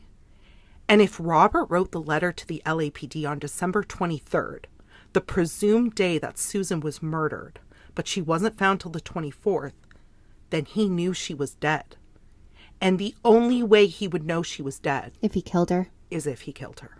Oh my gosh. I'm going to show you the two letters because the goosebumps I get from this is unbelievable. This is the cadaver note. So have a look at this. Okay. Okay. This is how Beverly, see with the E? That's them side by side. It's no. Like Yes. he didn't even try. You put on like a woman's wig and pretend to be a mute, but you couldn't change your handwriting? I know. Idiot. Another point of incredible interest. If you saw a dead person on the side of the road, what would you call it in as? I see a dead body or Yeah, there's right? a Like person. I'd be like, hey, Not a cadaver. hi, 911, there's a body in the ditch. Not a cadaver. Have you ever heard someone call in a cadaver? Never. No, never. me neither. Unless maybe it was like say a coroner finds a body, he would be like, I see a cadaver, but maybe even not. Do you remember what Kathie was in school for? Like she was going to be a doctor. Yes. Bobby's wife was in school. It was in medical school. Do you know what they have in medical school that would probably leave an imprint on someone? Yes, I do. Cadavers. Cadavers. In later interviews, some of Kathie's friends said she spoke about the cadavers at school quite often. Okay. Producer Andrew is like, holy fuck. He opens a safe deposit box and locks the letter up in there. Anything for the show. I can't say... I have like goosebumps. I can't say I wouldn't do the same. He wants to confront Robert with the matching letters while being filmed to see what his reaction is. Oh, boy. So as much as... Because initially I was like, you fucking idiot. Why wouldn't you go to the police? But I get it. He's going to have him on video. He's going to be more vulnerable. Exactly. It's going to be filmed. It's going to be in fucking high definition. Oh, yeah. So he locks the letter up because he's like, fuck, I know what I have here. It's almost like Robert had a sixth sense about this because all of the sudden he starts dodging Andrew's calls. Andrew's trying to set up the second interview but not give away what's going on. And Bobby is lying to him about being in the country even. At one point, he told him he was in Barcelona. And then Andrew was talking to Sarab, Susan's stepson, and said, and Bobby had told Sarab, if you're talking to Andrew, don't say anything about me. I told him I was in Barcelona. He was in LA at the time. Did he know that they were collecting photos and stuff from Sarab? No. Okay. I mean, I've heard the messages and calls, and this man put it off and put it off and put it off. Like every excuse in the book. Bob finally calls Andrew and says, I've thought about it. I don't want to do this anymore. I'm not doing it. That's really weird because he's the one that made the first contact. So Andrew's like, fuck, but this is show business, right? But he's still sitting on this evidence. I know.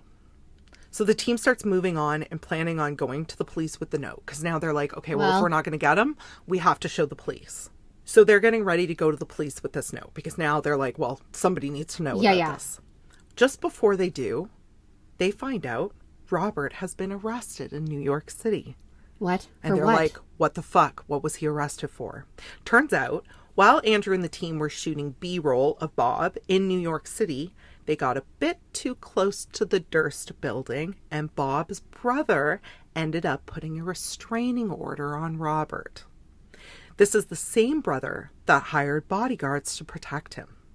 That's really weird. Well, I guess Bobby is a sucker for punishment and can't help himself because he was caught on camera surveillance just pacing in front of Doug's house in New York. And since there's a restraining order against him, that's an arrest. Okay.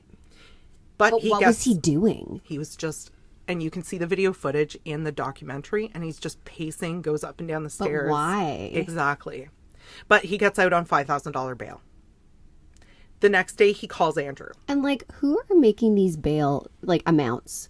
Hello? Well, it's Deborah. It's his current wife. No, I mean, who's we'll throw 5,000 down. I know. It's the Durst family. I know. Can we make it a bit higher? This from the man who was like, well, I don't have $250K on me, God. but I'll get it. All right. So the next day, Bob calls Andrew, and he asks for a favor from him. Because he was with the team when they were filming in front of the Durst buildings, Bob's lawyers need the footage of that day to present in court to show that he wasn't being a threat. He was literally just filming this movie with Andrew and his team. But now, Andrew has leverage. Oh, God. So they're like, absolutely. They provide the lawyers with the footage immediately. And the next day, Robert agrees to finish the interview. Yes. The documentary team is nervous, but so excited. I'd be shitting myself. I know. And it's so funny because in the doc, Andrew is shitting himself. It shows the back end of things where they're talking. They planned everything out. They were he even played pretend with some of his employees to be I need to know where this could go. Okay. They are about to get Robert's raw reaction to the cadaver letter matching the letter he sent Susan, and they are going to get it on film. And they're probably okay, so when I'm about to zoom into his face. Yeah. It's go time. Robert sits down, Andrew sits down, They talk about a few things. Yeah. Nothing important. They're talking about Susan, about his friendship with Susan. Robert's like, oh, yeah, she was my bestie. You know, we go way back. Then Andrew shows Robert a few photos that had come out of Susan's belonging of the two of them. Robert makes a comment. He's like, oh, my God, I would love a copy of this. Andrew's like, of course, I'll make sure you get copies of all of them. And then Andrew does it. He shows Robert the letter first. The letter that was in the famous envelope. Okay. It says, Susie, now and again, I think about old times. Robert reads the letter, and him and Andrew conclude, and he doesn't necessarily remember this letter, but he's like, yeah, that's my writing. Yeah, that's my office. And Andrew's like, is it possible that you would have written that note and there would have been a check in there? And Robert's like, I bet you that's what it was. I sent her money all the time. Okay. Okay. And that's not a crime. Nope. And then Andrew shows Robert the envelope, asks him about the address. And Robert confirms that was his office address in 94 or 95. Then Andrew asks him to read out the address that is written in pen on the front. Bobby makes a comment about how that is the address you want to have in Beverly Hills, 90210. Bobby says, Beverly is spelled wrong. Oh my God. Bingo. So Andrew brings up the cadaver letter, shows him how Beverly is spelled the same way as his letter. There are striking similarities, and you can see Robert being like, oh my God. But Bobby just shrugs it off. He says, yeah, they look the same, but it's block letters. Really, how different could they look? But he knows how Beverly is supposed to be spelt. So clearly Keep in mind, he has Asperger's. That's my point. In my mind, I'm thinking people on the spectrum or Asperger's, they're very meticulous. And he wouldn't have made that mistake twice and then been like, oh, that's spelt wrong. That doesn't make sense to me. No? No, it doesn't make sense to me. You're going to be shocked. So Andrew's not the police. Andrew presses a little bit about the letter. Yeah. Like, they look the same and you're telling me that you wrote. But so back to the thing is spelled wrong. Bobby admitted that he wrote the letter to Susan where Beverly was spelled wrong. Yeah. So he's saying, oh, well, it's spelled wrong. I must have spelled it wrong. That's weird. I find that whole thing weird. So Andrew presses a little bit, but ends up dropping it because what's he going to do? Yeah. Like Bobby's done He's talking not an about investigator. this. And here is the whole reason this is my favorite case of all time. What? I'm Strap in. dying. Okay. The interview wraps up, and Robert asks to use the washroom. They show him where it is, and he heads in. But here's the kicker. Robert Durst was still mic'd up. That's right. And Bobby Boy he forgot that he had a talks to mic? himself a lot. Bobby talks to himself a whole lot. He didn't know he had the mic on. Okay. I'm going to play you what they picked up on the mic. I'm dying. Like, please. Or maybe this is the bathroom. Yeah, that's... You're right, this is the bathroom.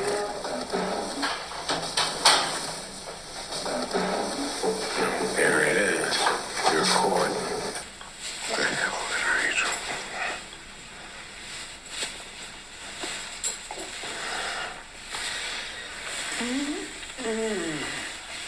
Kill them all. Of course. Kill them all, of course.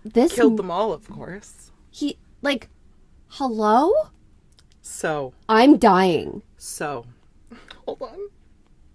Like, what? I'm only going to play a clip of that because it's so long and it's so not clear. So you just heard a show. So guys, Ashley has seen the whole clip. I'm only going to play a little clip for you guys, and I'm just going to tell you what he says, what gets picked up on the mic, because it's really hard to hear. Because remember, he's in a bathroom. And are they hearing this real time? No. So they're like, oh, going back. Literally. Oh my God. So, Bobby goes into the bathroom. He's mic'd up. This is what they pick up. There it is. You're caught. You're right, of course, but you can't imagine. Arrest him. I don't know what's in the house. Oh, I want this. What a disaster. He was right. I was wrong. And the burping, we'll talk about that in a second. I'm having difficulty with the question. What the hell did I do? Killed them all, of course. What? So for the burping. Okay, yeah, what? When you go back and you're watching the interview, when he starts asking him about the cadaver letter, it's like a nervous reaction. It looks like he's almost throwing up. And you can hear in the bathroom, he's also like gagging a little bit. Because he knows. Shit. He just fucked up. And he says, that's it. You're caught. Because he knows when he goes into the bathroom, he's like, oh, wow, they found it. That's crazy. I don't know what's in the house. Because he didn't know that there would be a connection. And remember, Sarah hasn't even opened these boxes. It would have never been open had the team not been like, hey, could you pull some photos of Robert and Susie? So the documentary team got a confession because Bob was talking to himself while taking a pee. This is crazy. So imagine you're editing your interview and all of a sudden you're like, wait a minute, what? Seriously. So Ashley, that is the end of part 1. I can't. This is fucking insane. I cannot wait to find out more. Do we find out more? We find out more. Oh my gosh. And a lot of part 2 it's a lot of legal stuff. Obviously, the police get involved. But I will tell you all about that on Friday. Oh my gosh. So guys, if you love this story as much as we do, tune in Friday. Also, don't forget, we are available on Apple. If you're a streamer through Spotify, you can get our bonus episodes through the Patreon app. And that's an amazing platform. And we're actually really enjoying we'll Patreon. talk about that more on social media and then show you guys how you can do that. Because we know that it's been a problem for Spotify listeners to be able to become members and get those bonus episodes. So we will let you know how to do that. And thank you for listening. Friday's going to be wild. Get ready for Friday. Thanks for joining us on Triggered, where we dive deep into the dark, the twisted, and the cosmic mysteries of the universe. Until next time, stay curious, stay cautious, always watch the stars and your back.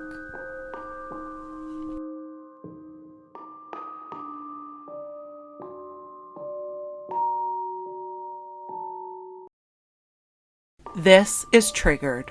And you will be.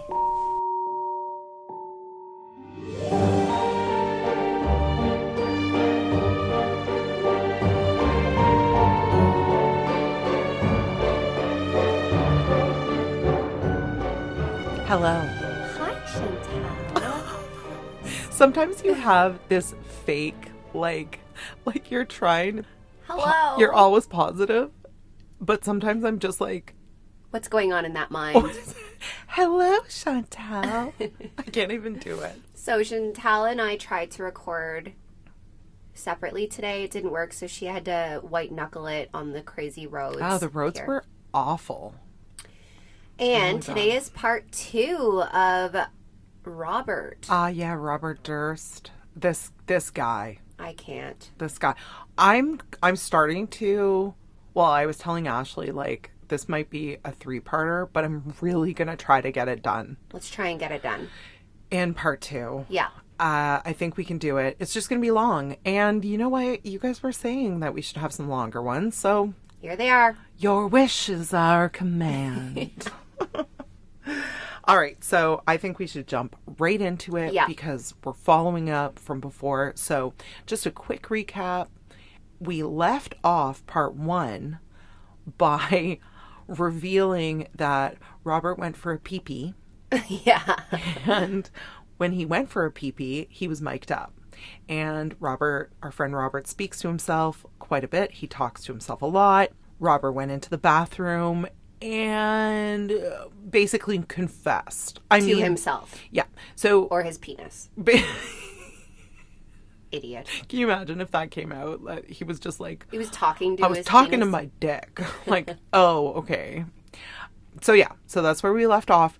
Robert basically is in the bathroom. He says, well, there it is. You're caught. and then a bunch of mumble jumble bullshit that some of it makes sense, some of it is like, I'm like, what are you saying? And then he finishes off by saying, what did you do? What the hell did you do? Killed them all, of course. Like a fucking psycho. I think about that a lot. I am starting to realize, like, oh, if I finish this up today, like, I'm gonna mourn. Like, you're gonna be dealing with, like, mourning Chantal. So much. Yes, I have. All right, Telly, what happens next? All right. So Robert comes out of the bathroom, and like we said in part 1, the team didn't know that they had picked this up yet. Right. Nobody was listening. And Robert had no idea. Robert had no idea. They had turned all of the equipment off. They had turned the cameras off, but the mic was still running. So the mic was still recording.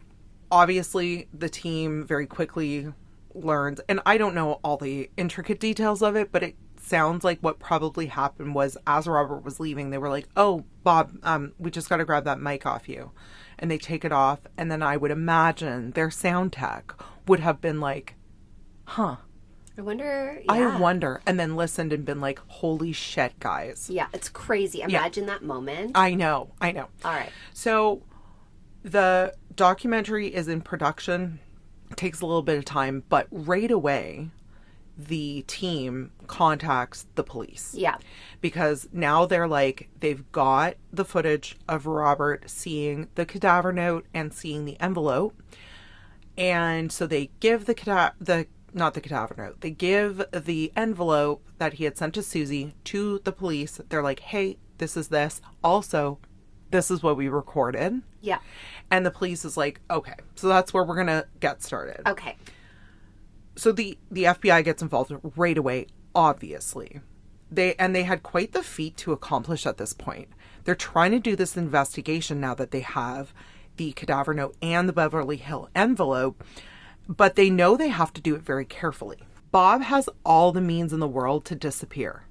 They have to interview close to like 300 people without any of it getting back to Bob. And also, before the last episode of the documentary, The Jinx, is released. Right, because then Bob's going to be like, I'm caught, I need to get the fuck out. Because up until like, even throughout all the first, because it's in the 6th episode that we hear Bob's recording, nobody told Bob that they got this. Right. Right? So they are like, okay, he has no reason to run yet. He probably still thinks he's chill. Yeah. This is going to be a problem. As each episode aired, Bob was watching from his home in Houston, Texas.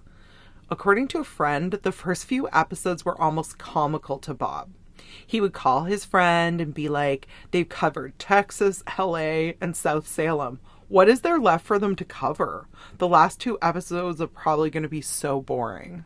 Like, he thought it was hilarious. Meanwhile, by the 5th episode, Bob starts sweating. He's like, yeah, they know. Yeah. So that was the episode where the documentary team finds the old envelope. And I imagine, like, in that episode, it shows the team member going over to Sarab's house to get this envelope. And, like, Sarab's a mess. Yeah. And I can't imagine. They record Sarab's, reaction. Yeah, and so, like, I don't know. when the team member went over, they had the film crew with them. Okay. So they get Sarab's, like, immediate reaction to seeing this and being like, guys, this is bad, right? Yeah.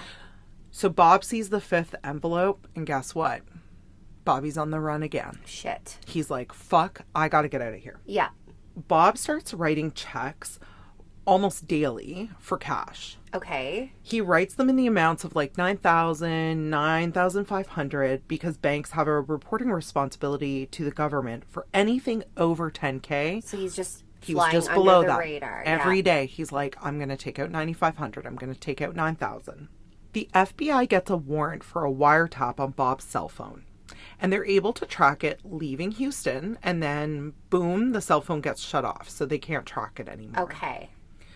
They know they're losing him. And the FBI is pushing judges to issue the warrant for his arrest because they know if they don't find him soon, he's gone boy gone. The judges are like, there's just not enough for the arrest. We need to do this right because this is the Durst family we're talking about here. Bob Durst has so much money. And like hands in pockets of a lot of very, important, very powerful people. Exactly. You can't fuck around with that family unless you know 100%. You got it. Yeah.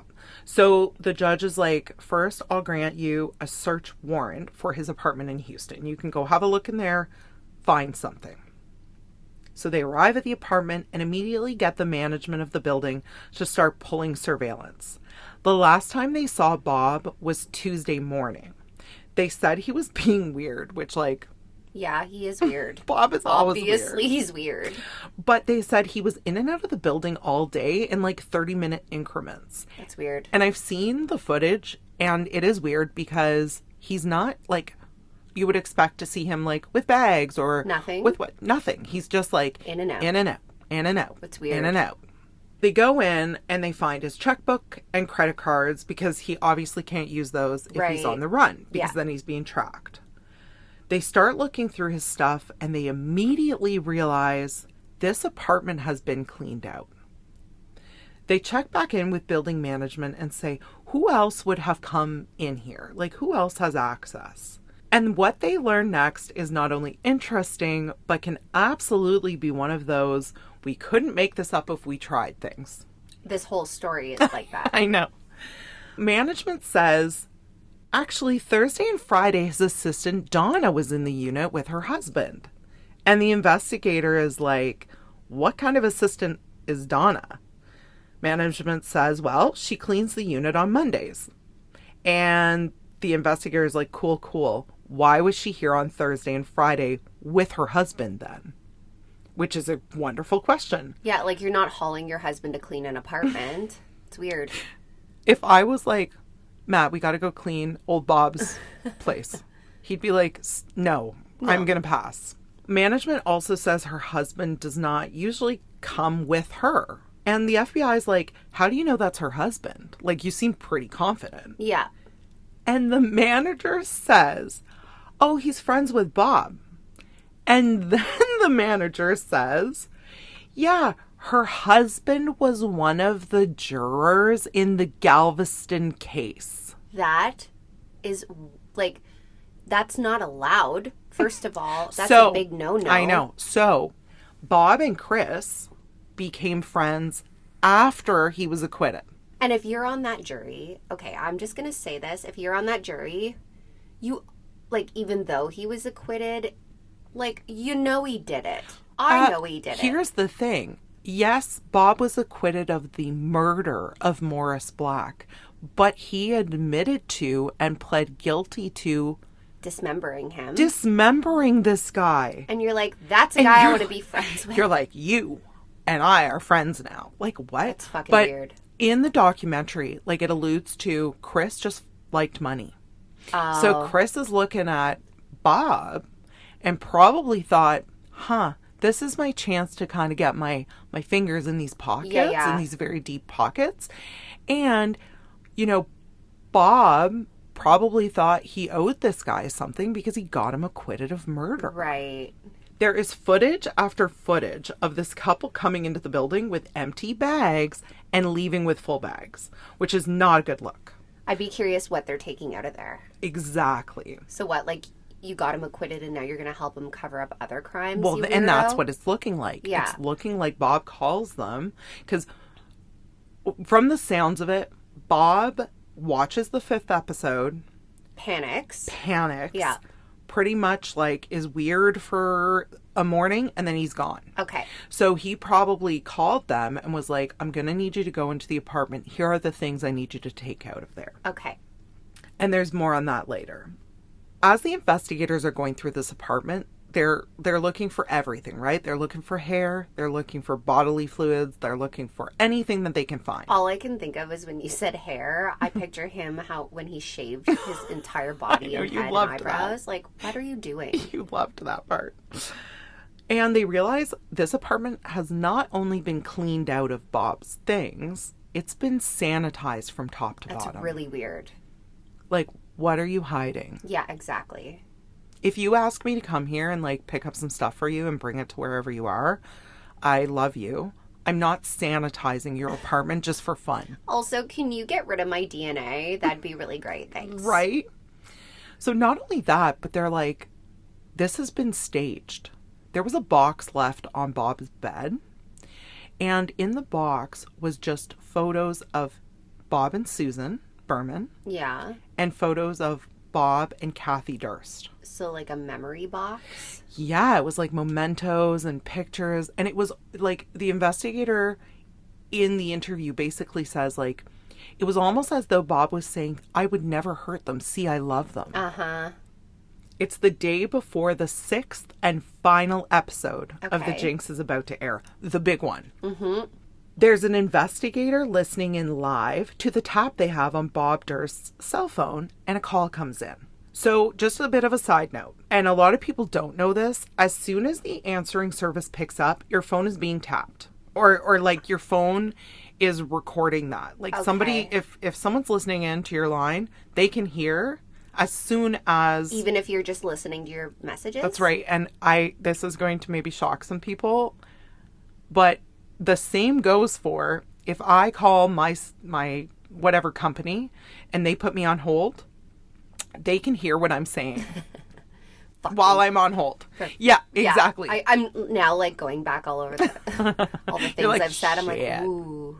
I always like, and everyone should do this, when I'm put on hold, I mute my my phone, because then nobody's listening in. Yeah.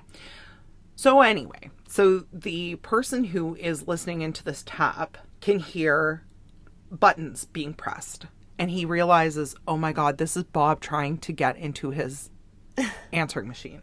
He can actually hear Bob like beep, beep, beep. Oh, shit. A beep, beep, beep. Oh, what is that code? A beep, beep, beep. Yeah. So they're like, oh my God, where is he? Yeah. We can track him now. So the investigator quickly runs the number that Bob is calling from, and it's the JW Marriott in New Orleans. They send agents over to the hotel right away, and they ask about Bob, and the hotel's like, there's no Bob Durst here. The agents are like, we're going to sit in the lobby, and we're going to wait for this guy, because we know he's here. I would have been like, is there a lady that kind of looks like a man? A flat-chested woman. Who's a mute? Who's mute. So the two agents are sitting in the lobby for 3 hours, and Bob Durst walks through the lobby doors. And like not disguised? No, just Bobby. There he comes. And one of the FBI agents says, Robert Durst? And Bob turns around and goes, oh, hello. I can't. Hey, Bob. This guy.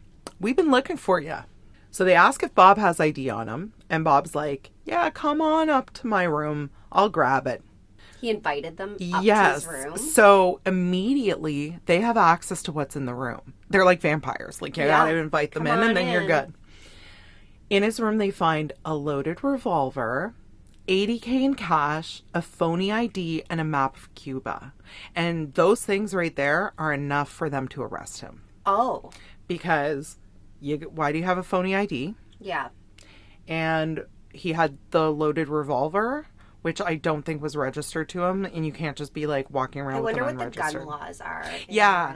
And I didn't look into that. Yeah. But it sounds like that alone was enough for them to be like, so you're under arrest. Yeah. Okay. Thank gosh. Nothing in this case has ever scared me except for this point right here. Okay. Because they found a very expensive latex mask, like the full, like the ones that you pull down over your face. There's a back, there's a front, it's all new features. This had like brown hair. Hollywood. Yeah, exactly. It was like a prosthetic basically for his face. And it was a male face? Yeah. It had like facial hair. It was really well done. Like he could have easily put that on and no one would have known it was Robert Durst. That is so weird. Yes. It was apparent. We've got $80K in cash. We've got a map of Cuba. And we've got this mask. Bobby was getting ready to run. I wonder if the photo ID, the fake photo ID, was of him in the mask. That's a great question. Yeah. I don't know the answer to it. Okay. But I also, like, everything that we know about Bob, I don't know if he's that smart. No, he's a little, I don't know if he's that smart. It's the day that the final episode of The Jinx is being released. And it, of course, takes the U.S. by storm. Every news outlet and talk show was buzzing with the headline, "Killed them all, of course." Right? There's actually footage of Kathie and Susan's friends and family all watching the final episode together, and it broke my heart. Yeah, because that's how they found out. They didn't know it was coming. As soon as the part begins where Bobby is chatting to himself while taking a pee, the room just like erupts with emotion. Like, I'm getting goosebumps thinking about it. Some people are crying. Some are in shock. I can't imagine after all those years, and like Kathie's brother's there, like after all these years of wondering, hearing that confession coming out of his mouth must have just been like both relief and like just devastation. Yeah. All right. Robert's being interrogated, and luckily we have it all on video. And get this, Robert says, the entire guys, the entire time I was being interviewed for the Jinx, I was high as fuck on meth. Huh? He was on meth? And the interrogator literally goes, Bob, you're full of shit.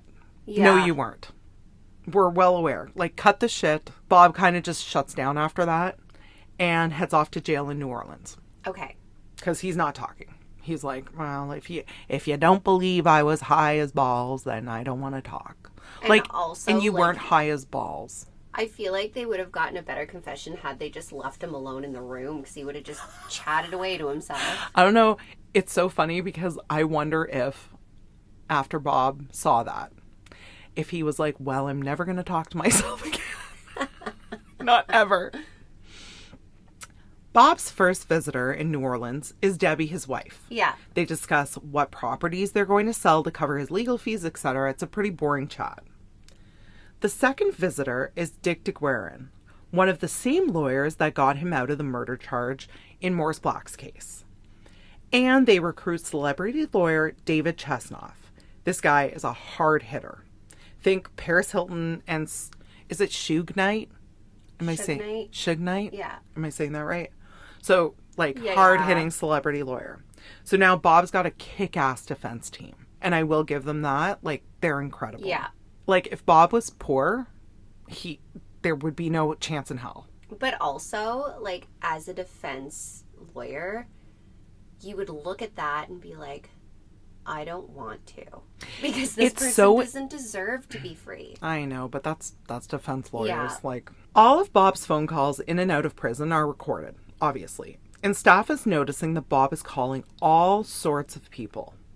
New friends, old friends, employees, etc. He was basically trying to figure out who's on his side and who is going to be a problem. And like, have you spoke to the police kind of thing? And it's so funny, like, I've listened to a shit ton of calls for this. Yeah. And a lot of them, Bob has a weird power over people, and I'm assuming that's what money does. Okay, yeah. Where he would, like, call up a friend, they'd be like, oh my God, Bobby, like, how are you? And he'd be like, well, I'm all right.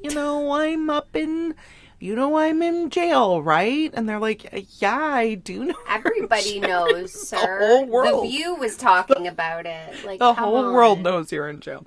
He almost didn't need to ask people if they were talking. They would just give up the information. That's so weird. They'd be like, Bobby, like, I'm here for you if there's anything I can do. Or they would be kind of like cagey.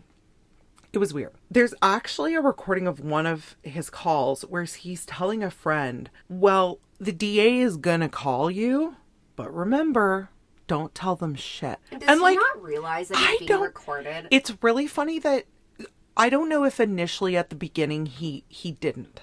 Maybe he didn't realize it, or he forgot, or he didn't care. I don't know. Later on, it's apparent that he knows that they're listening. He just doesn't give a shit. But I don't know if he even gave a shit at this point. The same way that Bob has a dream team, the DA sets up its own dream team. Deputy District Attorney John Lewin is heading the trial prep and hires some of the brightest and best lawyers and law students in the country. It's hilarious listening to some of Bob's calls to his wife Deborah during this time, because he would be like, I'd love to talk to you about what is happening, but John Lewin's listening in. And he would sometimes be like, hello, John. In his calls to Debbie. This is like, so funny. You're a psychopath. He is a psycho, but at the same time, it's very entertaining. And, you know, later... You never know. In an interview later, like, John Lewin says, like, Robert Durst is hilarious. Like, he's an odd duck. Like, I don't think he realizes he's funny. He's just crazy. I know. Okay, so now I'm going to take you on a little bit of a spiderweb journey. Okay. Because we're going to talk about some of the main players because they end up playing a big role in the trial. So I got to introduce you to them. Okay. Some of his friends are looking kind of suspicious. Yeah. Enter Doug Oliver. John Lewin gives him a call, and he's the most difficult witness he's ever spoken to. Okay. So John, the DA, gives him a call. He's defensive and combative from their very first phone call. Now, Doug is also a very rich man. And he even argues with DA Lewis on that first call. And, like, he's taunting him. He's like, well, are you... Because the DA is like, well, I'll just depose you and you'll have to come. Yeah. Like, if you're not going to talk to me, there are ways around this and you'll have to come. And he says, are you going to pay for my trip to LA? And John is like, of course, we'll pay to fly you here. And Doug's like, great, I'll make sure my plane is on standby. And John laughs and says, like, you'll be flying coach, my friend. Yeah. We're not... hiring you a private jet. We're not running your private jet to come here. Like, we'll pay for it, but you're flying coach. And Doug, like, loses it. Like, it's rich guy drama to the nth degree. Like, he's just like, well, blah, blah, blah, blah. Next up on the list is probably my favorite character of this entire story. Who is it? Nick Chavin. Now, when I say Nick is a character, Nick is the character. I showed Ashley Nick's music. Oh, Nick Chavin. I sent that to so many people. Because, guys, Nick tried to launch a music genre off the ground he referred to as country porn. Can I sing a line? Yes, could you? There's cum on my pillow where she used to sleep. Because it's like, so crazy. Legitimately, he has this song, and it's called Cum Stains on My Pillow. Oh, yeah. There's cum stains on my pillow. He's a character. Like, and he and Bob and Susan were actually like three best friends. Okay. They were like three amigos. So John Lewin, DA John Lewin, is calling Nick, and never hears back. And similar to debt collectors, DAs don't just stop calling. No. Like, they're not going away. So they call every number they have for Nick, including work. So one day Nick's boss comes into his office and basically says, listen, you got to call the DA back. He calls reception every day, multiple times a day. And now he's calling me. And that's a big no. Deal with your shit. Yeah. So Nick's like, fuck, because now it's work, right? Nick calls John and they have a quick chat. And John said, as a DA, as an investigator, you develop a sixth sense where you just know someone isn't telling you everything. Yeah. And he had this feeling about Nick. He said, like, I knew he had something to tell me, but he just wasn't there yet. He wasn't ready to do it. So, and Nick's not super defensive, but he's just not telling the truth. He's just like, well, I don't know what you want with me. You know, yeah, I was friends with Susan. And John's like, buddy, listen, this trial is a major trial. We have to talk to everyone. You were close with not only the victim of this murder, but the suspected murderer. You are our guy. Like, we need to talk to you. So he's like, okay. So John's like, let's stay in touch. We'll chat soon. Now, let me introduce you to Susie Giordano. Susie is... Oh, Ashley. I don't know what to think about Susie. Okay. Susie met Bob through Nick Chavin. When she met Bob, she was 20 and Bob was 40. All right, yeah. And sparks flew. Oh. She was hot. Susie is hot AF. She's flirty. She, like, is super flirty with Bob. She claims there was never anything. She is full of shit. Really? Susie, if you're listening... You're full of shit. you can't trick your gals. Like, you're full of shit. Do not tell me there was never, because they're, you know, in interviews and stuff, they're like, so you had a relationship with him? Like, you had an intimate, and she's like, no, we just loved each other deeply. That's you weird. Sucked him off. Yeah, you did. Stop. Like, Susie, we know. Enough. Anyway, Bob's in prison, right? And not only phone calls are being listened to and recorded, but like, and maybe Bobby doesn't know this because Bobby doesn't seem to know a lot of shit. Bobby doesn't know. Bobby doesn't know. They go through your letters. Yes. You're not just sending private letters to people. Like, they're reading that shit. They're taking pictures of it. They're filing it away. Bob is writing love letter after love letter after love letter to Susie. And I mean, it looks like we have teenagers, okay? It looks like a teenager. Like, he would write her a letter, and then at the end he would put like I, and then love, love, love, love, love, love, love, love, love, love, love. And he'd write it out like 55 times. Like, calm down. Yeah. All the calls are being recorded. We've already covered that. And this is something, like, this was something out of Vanderpump Rules. Susie would come visit Bob, and they would share these sweet nothings over the prison phones. Like, what would they say? And be adorable, basically. Like, he'd be like, and like, oh, it gave me, listen, love is love is love. So long as you're both adults and you're both consenting, I don't care the age difference. But like, guys, there's 20 years between them. Which, again, do your thing. Yep. But like, Bob's this like frail old man in a prison orange jumpsuit on the phone, and he's like, back up a little bit so I can see you. So she would like stand up and like do a little twirl, and he'd be like, like, ew. Yeah. No. There's a recorded call where Bob calls Nick Chavin. Okay, so back to Nick. And he says, hey, Nick, I authorized $150K to be sent to Susie so she can start building our lover's nest for when I get out of here. Our lover's nest. And Nick is taken aback. Remember, Bob is married to Deborah. And Nick's like, lover's nest? And he's like, yep, I want you to make sure she gets it so she can start. And Nick's like, I didn't really realize you two were that close. It like took him by surprise. That's weird. Yeah. Really, really, really odd. When Bob gets arrested in New Orleans, they find a UPS tracking number sheet. Okay.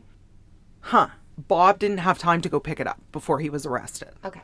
So they go down to intercept the package, and it was sent by Susie, who had gone to Bob's apartment because Bob had asked her, he was like, go get the suitcase, the red suitcase. I need you to send me the red suitcase. So she UPS's this red suitcase. Well, Ashley, there was $115,000 in cash in this suitcase. And it bothers me so much because in the interview, Susie's like, I had no idea. Oh, you that money was in there. You didn't open the suitcase. She's Bullshit. like, I knew there was some money, but I didn't know that it was $115K. Ma'am. You opened it. Listen. Yeah. There's photos of like, because it's all in evidence, right? It's an empty suitcase with $115K. Ma'am. You knew. Stop. In a prison call, Bob alludes to how much, he's like, oh, Susie, my love, how much of the $300,000 do you still have left? And she's like, oh, I still have $250K, Bob. And he's like, I want you to spend that money. Like, also, What? and I had a moment where I was like, now, please, everyone, do not get me wrong. I fucking love Matt. But I was just like, the idiots I dated before Matt. Where was my $300K that some old guy that's in prison is sending me? I know. That would have been nice. I literally sent Mike to work with $7 and change this morning. And I was like, you go get yourself a breakfast wrap, my little darling. Right? I'm like listening to this girl and going like, yeah, okay. Bob's not sending you $300K because you guys were friends. No. Come on. Around this same time, Nick and Bob are talking all the time on the phone. Nick starts to become a little elusive of Bob. Okay. So Bob's calling him and he's not picking up. Bob's leaving messages saying, hey, Nick, give me a call when you can. And Nick's not trying to reach out. He's not trying to contact him. And Bob's starting to get a little worried. Right. Because again, Bob is under control if he has all his little pawns under control. Yeah. The truth is, for years and years and years, Nick has been under Bob's spell. Right. The DA gets a hold of Terry Chavin. Now, Terry is Nick's wife. Yeah. She ends up reaching out to the DA directly. And she says, listen, I'm really struggling here because Nick has more information for you than he's giving. And Terry hates Bob. She has not liked Bob for years and years and years. I saw her talking. Yeah, yeah. She doesn't fuck around that Terry is like, I don't like Bob or Deborah. And it turns out they're all connected in this fucked up way. Terry, Nick's wife. I know there's lots of names here. I hope everyone is able to like follow along. Yeah. Terry, country porn's wife, worked at Debbie's real estate firm. So Okay. Deborah, Bob's current wife's real estate firm. Terry says that Debbie is neurotic as fuck. First of all, she only hired hot and attractive women. And she was crazy about the girls always smelling clean and always looking good. To the point that once a week, she would line up her employees. Now, Ashley, you have employees. Yeah. This woman would line up her women employees, make them raise their arms above their head, and she would go and sniff each of their armpits. If there was any kind of body odor at all, she'd send them home to shower. This is crazy. I'm not joking. But, okay, obviously, if you're married to Robert Durst and you're, like, following him through this crazy bullshit life of his. Yes. And he's living as a woman and he's shaving his body. Like, you're crazy too. Absolutely. And I still ride the bus that Deborah knows everything. 100%. I think Deborah has always known everything. Deborah knows everything. John, the DA, is talking to Terry, Nick's wife. And he now sees Terry as an open door to whatever it is that Nick knows. And she pretty much is saying, like, listen, Nick is hiding something. So John calls Nick and basically says, we talked to Terry and we know you're hiding something. Yeah. So now Nick's getting a ton of pressure because even when John called Nick, he was like, we know what you know. And he didn't. But he was taking that risk of like, you got to tell us. We know what you know. It's time to come clean. And Nick throws his wife, Terry, under the bus. For Robert? He literally says, listen, Terry is a mess. She's an alcoholic. Her memory's been shit lately. She doesn't know what she's talking about. I don't know anything. Do you wonder, like, so here's my thought. Okay, I have two thoughts. Okay. Are they in a, like, love affair? Like, maybe there's more than just a friendship? Like Nick and Bobby? Yeah. That's interesting. Or I don't know. And like, you'll see this as I go through this episode more. And I still think it's the money. Yeah. Bobby has a spell on these people.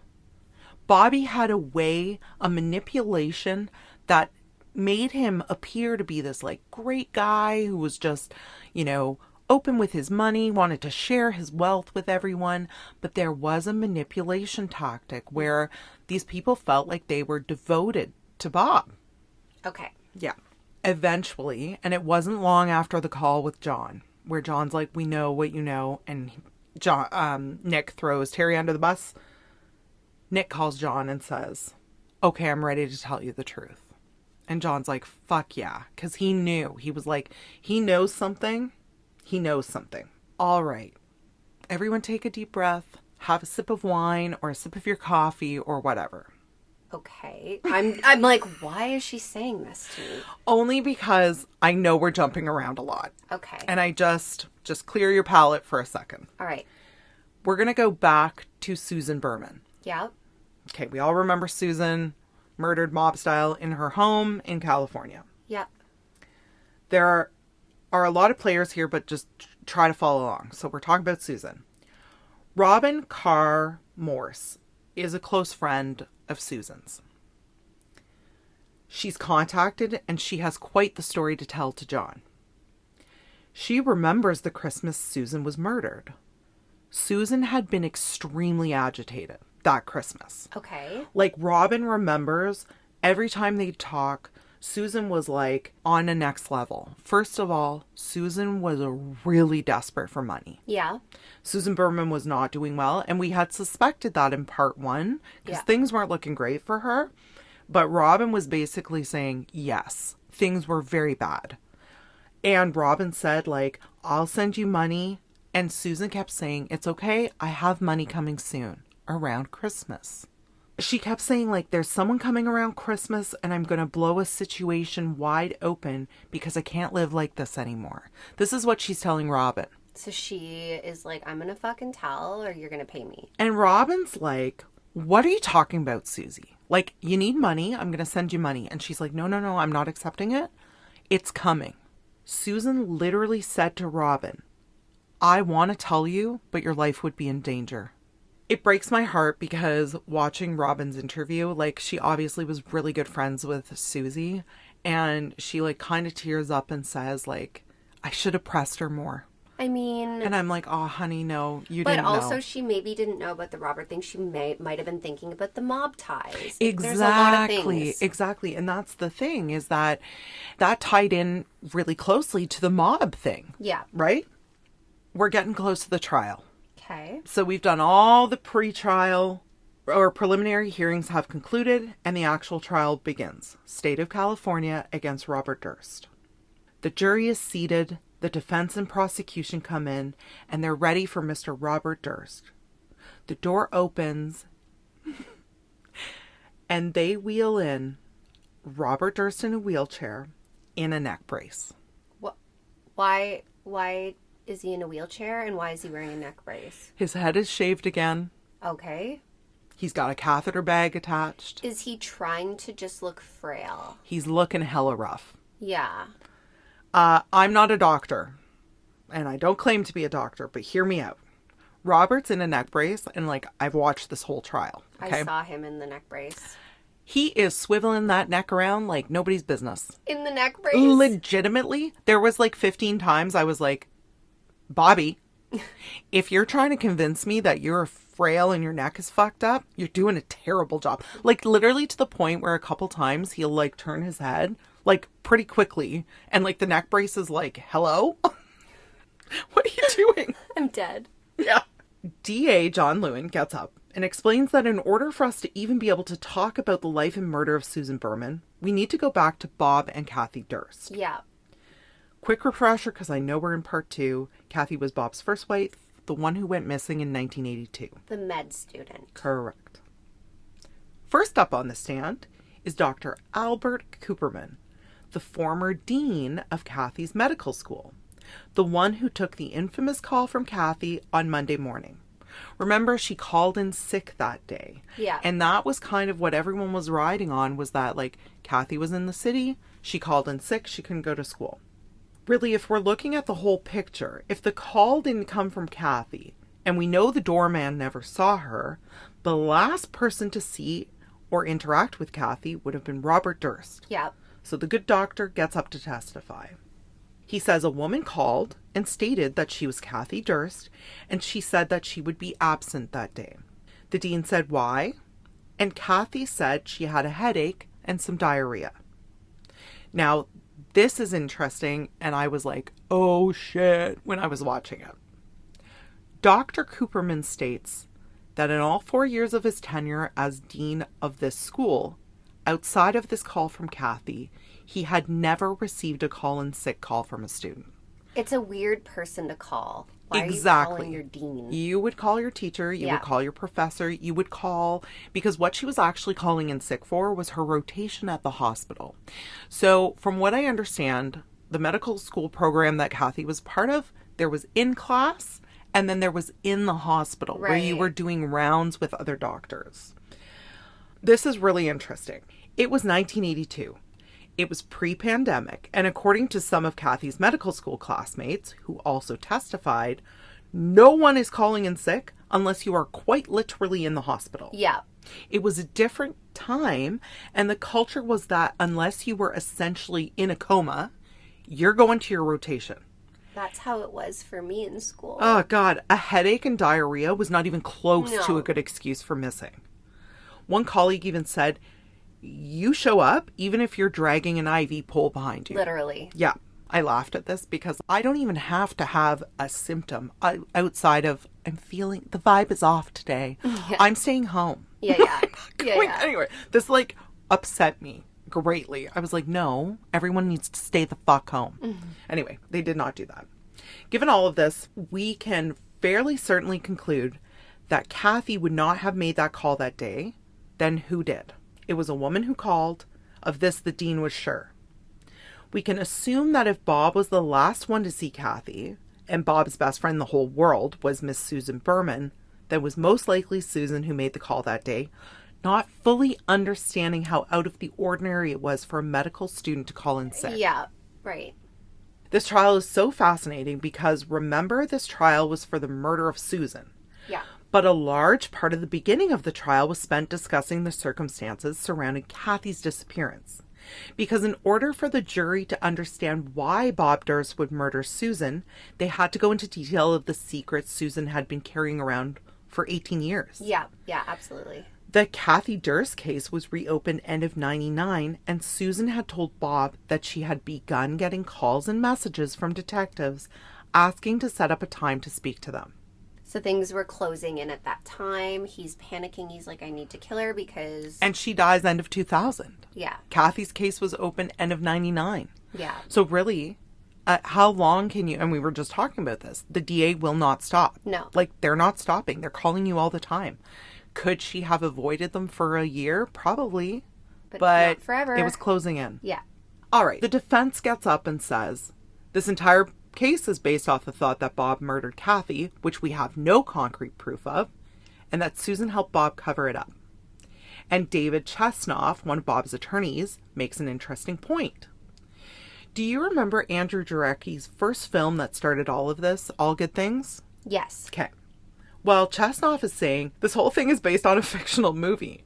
In the film, it alludes to the fact that Susan pretends to be Kathie in New York City. There's a scene where Susan's character hails a cab, and when she gets in, she takes off a blonde wig, revealing her jet black hair. Right. So the defense continues and presents that while Kathie was a sweet girl, Kathie had a coke and alcohol issue. And there is concrete proof that Kathie loved to party. There are countless photos of Kathie smoking weed and drinking and like having a good time. I mean, none of them show her like snorting a line of coke, but many witnesses claim they saw that in real life at one party or another. But it was also at like, we're talking like the 80s. Yeah, the 70s and 80s. Like. Yeah. And also they're wealthy. Mm-hmm. So it like that was just a really big part of being social back then. Yeah. David gets up to cross-examine the dean of the school. And he asks the dean, you were expecting a call from Kathie that day, were you not? And the dean says, yes, actually I was. And the whole courtroom goes, what? Why? See, Kathie had been missing classes. While she wasn't necessarily calling in, she would just not show. Okay. Not for her rotation, but her actual classes. We heard that very rarely would someone call in to miss their rotation. Kathie was a bit more lax about her actual classes. Chesnoff asks, and did you recognize Kathie's voice that day when she called? And he says, well, no, I didn't really know what she sounded like on the phone. He was expecting a call from Kathie that day because the dean had said, Kathie, you need to call me because we need to discuss your attendance in class. And who would have known about that? The dean, Kathie, maybe Bobby. Yeah. Because I'm thinking, okay, like I'm a girlfriend, right? Yeah. I live with my man. I tell him everything, whether he wants to listen to it or not. Yeah. Did she maybe say, oh, fuck, I'm in shit. Like, I got to call the dean Monday morning? Maybe. David Chesnoff is like, fuck, I got him, right? This completely erases everything that John Lewin had just done on the stand. He asks the court to bring up a document. Now, this is a transcript of interview that the Jinx team had collected during the filming of the documentary. Here's what they highlighted. Question. Had you had enough contact with Kathie prior to that to recognize her voice? And the dean answers, well, you know, phones are different, but it sounded like her. Yeah, I don't know. So now... He's contradicting everything he said. Everything. Okay. And Dr. K says, well, I guess if I said that, I said it. And the defense says, so you were expecting a call from Kathie that morning. You recognized her voice on the phone. Her behavior of missing classes was fairly standard, and she called in to say she was sick and wouldn't be in. Sounds kind of like it was probably Kathie Durst, right? No further questions, Your Honor. The prosecution's like, well, shit. Yeah. That's not good. Don't forget, the whole case for the prosecution rested on the assumption that Robert killed Kathie. If DA John Lewin cannot convince the jury that the murder happened and that Susan helped Bob cover it up, there's no case for why Bob would kill Susan. They were best friends. Yeah, for sure. So now they're in a bit of a pickle. Next on the stand is film producer Linda Obst. Remember when we were chatting about Susan in part 1 and she had written and published a book about the mob? Linda was the producer that was in talks with Susan about turning her book Easy Street into a screenplay or show. Okay. Linda gets up and is sworn in. The prosecution asks her if she watched the Jinx. Linda says, yes, I did. And he asks, at what point in the show did you realize that you had important information pertaining to this case? And Linda says, from the middle of the first episode. Okay. And the courtroom goes silent because everyone's like, what important information do you have? Linda goes on to explain that when she was in talks and meetings with Susan about her book, they ended up having these deep conversations about Susan because Easy Street, her book, was literally about her early life as being the daughter of a mobster. They would spend hours upon hours sometimes diving deep not only into the story of Susan's life, but Linda would ask her challenging questions like, why would you think that? Or why would you do that? What drove you for that? What was the passion behind it? So they were actually quite close at the expense of being able to fully understand what would play on people's emotions, which we know is key to a good movie. 100%. It's so interesting because listening to Linda talk about Susan and some of the things she revealed. Remember how Susan Berman admired her father so deeply? Yes. The mob picture on the wall, all that stuff. Well, Susan's dad died when she was 12, but that was old enough for Susan to have watched as her mother, who died not long after, basically protect and held all of her father's secrets and shame. Okay.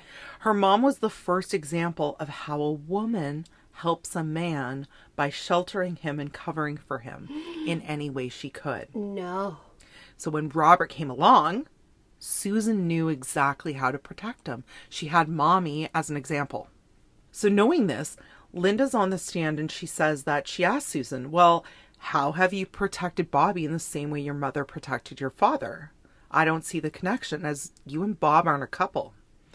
And Susan quickly gives Linda an example. She states that Susan told her of this one time when she called Kathie's school to pretend to be Kathie when Robert asked her to. No. And Linda said, why would you do that for him? And Susan said, that's what love looks like. Which, like, all right, so now the courtroom's like, holy fuck. Yeah, things are unraveling because now we've got a first-hand witness who's now, it's still hearsay because there's no witnesses to that.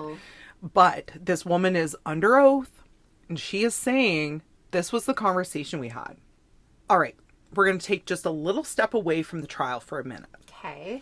This next piece of evidence is compelling as fuck to me. But District Attorney John Lewin actually decided not to include it in the trial, and I'll explain the reasoning after.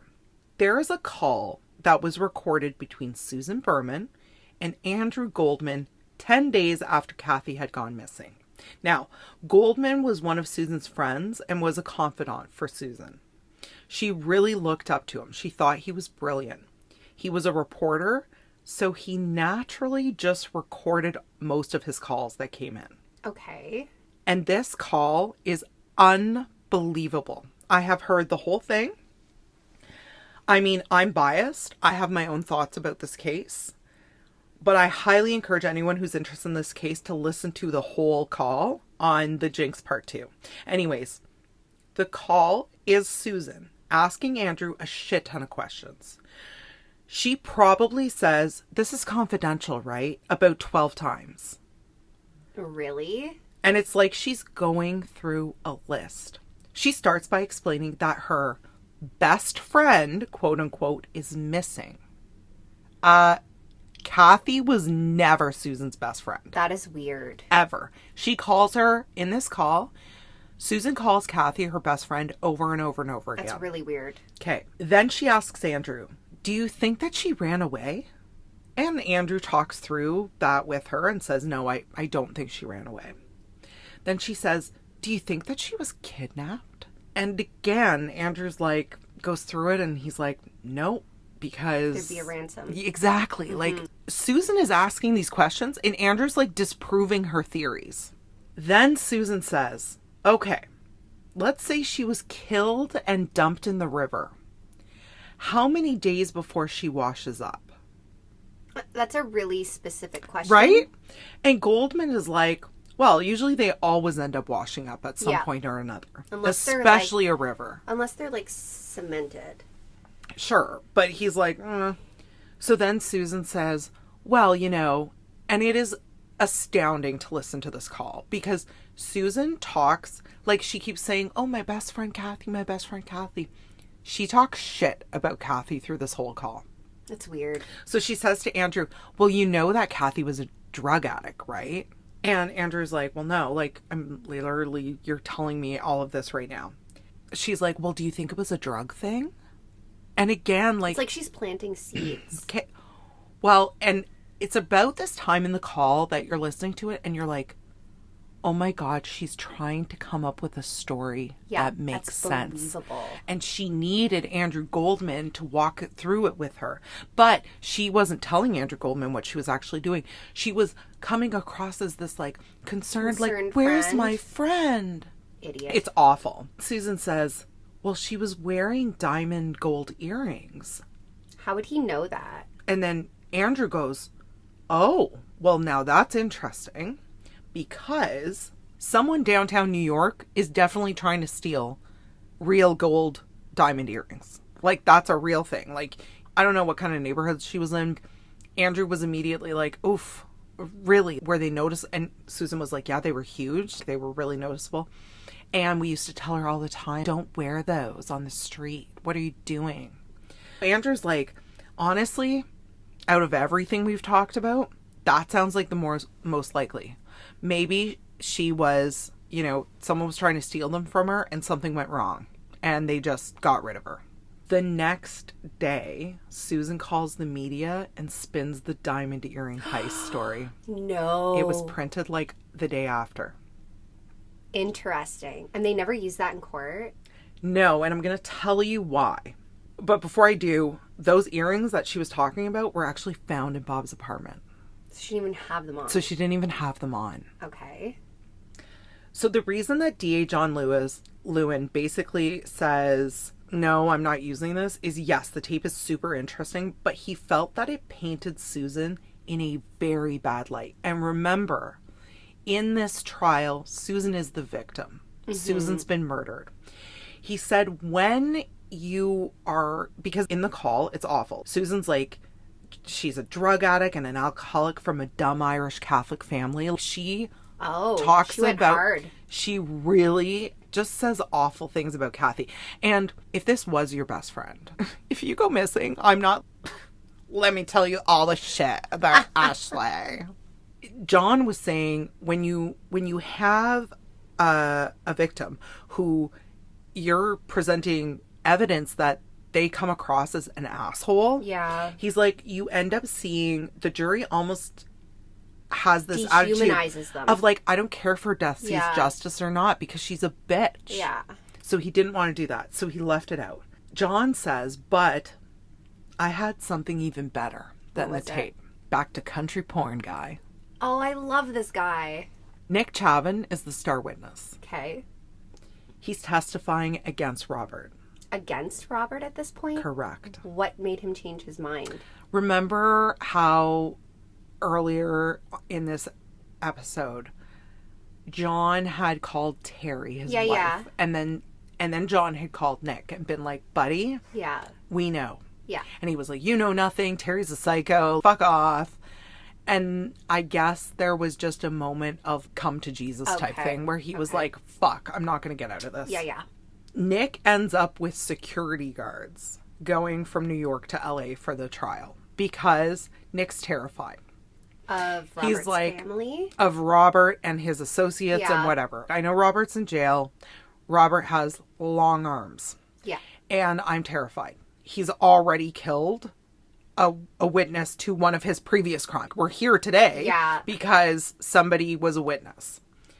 Nick states that in 2014, he and Robert had dinner at Bar Wine restaurant. Nick says that Robert told Nick ahead of time. Had called him, was like, you want to grab dinner?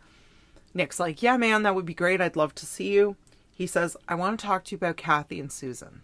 So Nick's like, okay, cool. Nick shows up. They have dinner. And at the end of the dinner, Susan and Kathie had never been brought up. Okay. So they shot the shit about lots of other things, but not what Robert had specifically told him they were meeting for. So they're about to leave. They walk outside. And Nick says to Bob, hey, we didn't even chat about Susan. And according to Nick, Bob turns around and says, I had to. It was her or me. I had no choice. What? And Bob turns to walk away and Nick says, Bob, what about Kathie? You said you wanted to talk about Kathie too. And Bob just kept walking. Nothing was ever said. What the fuck? Super shocking, but again, still hearsay. But, okay, I mean, if you look at the evidence, Nick was protecting him the entire time. Yes. So it would be very strange for him to concoct this story. True. And go against his friend, who he was willing to throw his wife under the bus for. This was kind of rough for me because I do kind of take the defense's side on this. Because they get up to cross-examine him. And there's a recorded call between Lewin, so John Lewin, the DA, and Nick Chavin, where they're talking about this incident. And in regards to the conversation outside the restaurant, and this is recorded, Nick said, Bob just shrugged his shoulders, mumbled something, and I can't really put together what it was. I'm trying to put together what it was. And the defense is basically like, you're speculating. Listen up. Yeah. And not only that, but like, Ash, if someone confesses murder to you, you're not forgetting that. No. You're not trying to put it together. No. You're going to remember that moment for the rest of your life. Now, is it possible that, and this is basically what Nick was saying, is it possible at the time when that call was being recorded, Nick wasn't quite ready. Yeah. So he's working up to it and he's like, yeah, we went to dinner. He said he wanted to talk about Kathie and about Susan. And then we got there and he didn't. And when I asked him about it, he just said, shrugged his shoulders and walked away. You know, like, is that possible? Sure. 100%. And like, that's the thing. Like, that takes a lot of balls if you're actually afraid of somebody to stand up in front of that person being like, oh shit, and your longtime friend is literally staring at you. Like, if I had to get called onto a stand and testify against you, I would be horrified. And their friendship was as long as yours and I. Yeah. Like, it was years and years and years and years and years of their lives together. Part of me is like, oh, it looks bad. Yeah. Maybe not a star witness. Okay. Remember the cadaver note? Yes. How could we forget? The prosecution presents the cadaver note to court. There are multiple calls made from Bob to friends and lawyers where he's asking them to send in examples of his writing. To the point where there's a call where Bob calls like an ex-girlfriend from like his teens. And he's like, hey, did I ever send you a letter? And she's like, yeah, I think so. He's like, would you happen to still have that? She's like, maybe. That's really weird. And he's asking her, how did I spell Beverly? That's so weird. Yeah, really strange. But anyway, now, This threw me for a little bit of a loop. Niall Brenner was Susan's manager of sorts. They had a weird relationship. As a matter of fact, in the early days of the investigation, Niall was a main suspect in this murder. Really? Yeah. He had been trying to help Susan break out, but she was high maintenance. He probably lent her more money than he made her. Yeah. Niall also did something completely ridiculous after Susan's murder. He admits to crawling through a window at her home while it was still all police taped up. Why would he do that? Hello? What are you doing? Why are you... And he admitted to it when they sat him down to interview him. He was like, yeah, I crawled through the window, and they were like, why? And he's like, I just wanted to see what the house looked like. That's really weird. Very weird. Mm-hmm. Very, very weird. This whole group of friends are weird. They're all so weird. Yeah. He also failed a polygraph test. Now, I don't believe in polygraph tests. Well, and here's the thing. If you have any type of personality disorder, you can pass or fail. Yeah. I don't think that really tells us anything, but it's of note. It's part of the record. Okay. Get this. When Niall Brenner signed in as a visitor at the police station for the first interview following Susan's murder, he wrote his name in all block letters, eerily similar to the cadaver note. No. That gets sent to the LAPD to compare it against their with their handwriting expert. And this expert reports that it is highly probable that Niall wrote the cadaver letter. It was similar. That's really weird. This is a big problem for prosecution. Can I say something? You can say literally anything. I won't obviously name names, but I've read that people who have sociopathic tendencies write in block letters. Interesting. I actually I dated a guy, and I wish I still had that note, but he used to write me letters on that graph paper. Ew. And it would all be in block letters. That gives me the heebie-jeebies. Yeah. I think about that when I was reading about just handwriting and with another case, and I was like, interesting. You're like, imagine that. So nothing ever really comes of Niall because they don't have any concrete proof. Sure, it looks like it, but so does Bob's writing. We've seen Bob's letters. It looks the same. It looks not great. But they bring this up in the trial to plant reasonable doubt because that's all they have to do with the jury, right? All they have to do is plant a little tiny seed of reasonable doubt and you get acquitted. You can't accuse someone of murder when there's reasonable doubt. Absolutely. And we see so many very, very guilty people get off. Yeah, exactly. Exactly. Remember when we spoke in part 1 about Bob's road trip from Trinidad to LA? Yep. Well, the defense is saying that's all speculative. And it is. It really is. The fact of the matter is no one saw Bob in LA. There was no real proof. So the prosecution's like, we have to find a witness that can prove Bob was in LA in the time of Susan's murder, or even around the time of Susan's murder. Here's an interesting piece of info that we haven't really covered yet. Debbie, Bob's wife, they got married in a rush, December 11th, 2000. Why? That's only a couple weeks before Susan is murdered. Susan is murdered December 23rd, 2000. December 11th, they get married in a rabbi's office. What would the reason be that? Let me tell you. Oh. When Deborah is deposed to speak about whether Bob is in LA at the time of the murder or not, guess what? Spousal privilege. Yes. So that's why they did it. She doesn't have to answer. Concrete proof of anything? No. Suspicious timing? Yeah. Their wedding photos are unbelievable. It looks like they just finished a day of work.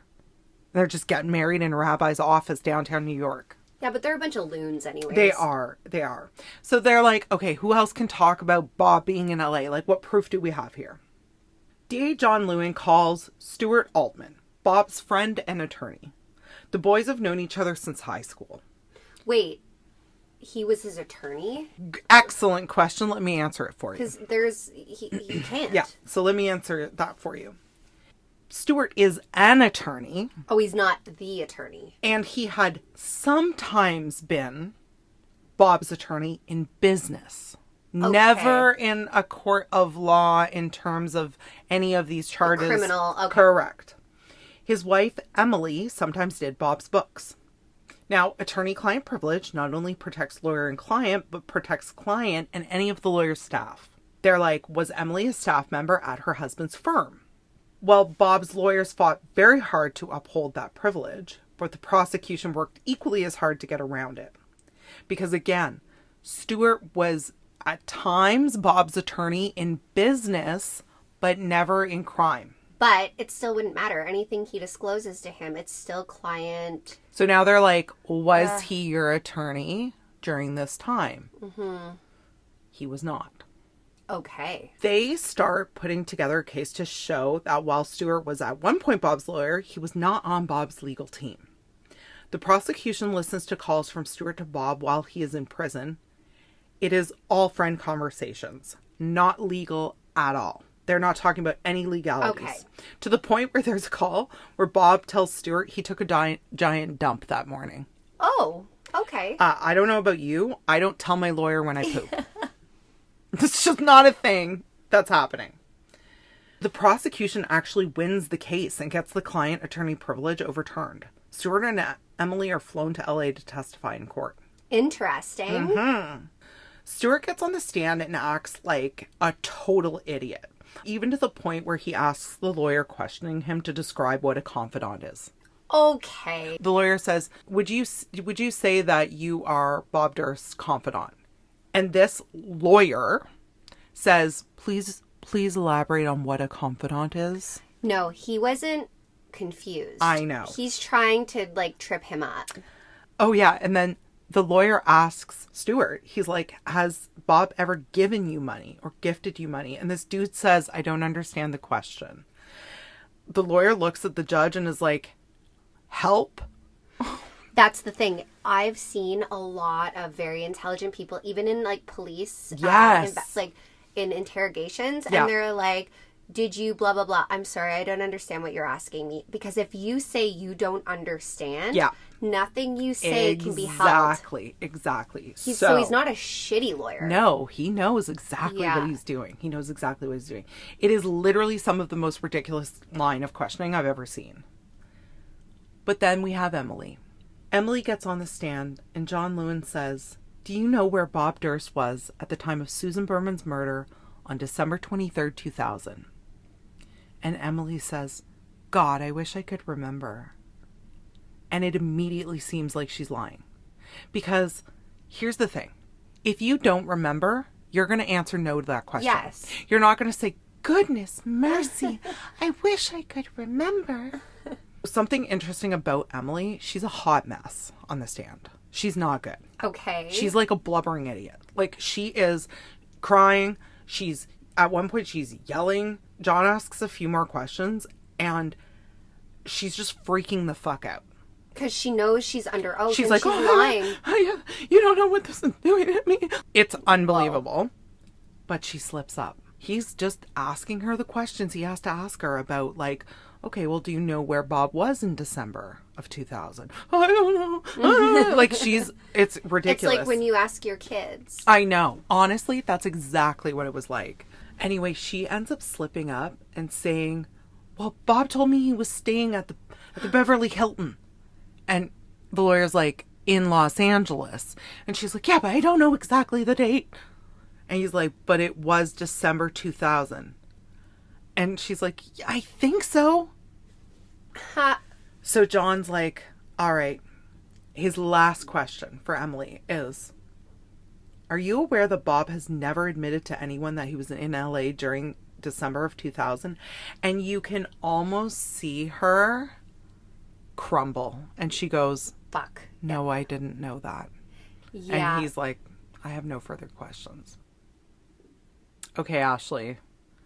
I have told you so many details about this everything about Robert Durst that you could ever fucking want to know, you now know. It lives rent free. If you love this story, I highly encourage you to go watch The Jinx and The Jinx Part 2. Get all of those nitty gritty details. But if I keep going, we're going to be Part 3, Part 4, Part 5, Part 6. And we just don't have the fucking energy for that. No. So the trial proceeds. It's all fucked up because COVID. Yeah. So we're right in the middle of COVID. It's 2020, 2021 is when this all wraps up. There is still, like, it actually pains me to, like, not share everything with you guys, but, like, come on. Yeah. We can only go so far. I've told you all of the really interesting, really compelling things. And essentially, Robert ends up being charged with first-degree murder. He ends up going to prison. They cannot prove anything in Kathie's disappearance. Well, they don't have a body. Exactly. Now, later on, and I believe it is after Robert dies, because Robert dies in early 2022. Okay, so not long ago. No, he died of cardiac arrest. It was actually such a shit show. During the trial, I don't know if he was... I don't ever want to say that someone is faking illnesses, but man, it just seemed like Robert had everything under the sun. Yeah. From bladder cancer, just everything you can imagine. There was always a reason that Robert couldn't, or Robert wouldn't, or Robert whatever. And I'm actually really happy because the judges that presided over this trial and over these cases, every time that the defense would be like, well, he's sick, they'd be like, we don't care. Bring him in. Yeah. Too bad. We're in the middle of a pandemic. We don't care. No. Anyway, for everyone listening, it was a lot of... The rest of it is just a lot of, like, legal nonsense that goes on. And they weren't able to convict him in Kathie's case. So nevertheless, this story was wild. It was all over the place. Robert Durst is a piece of shit who, by all accounts, I mean, I personally think he murdered Kathie. I think he murdered Susan. And I think he murdered Morris Black.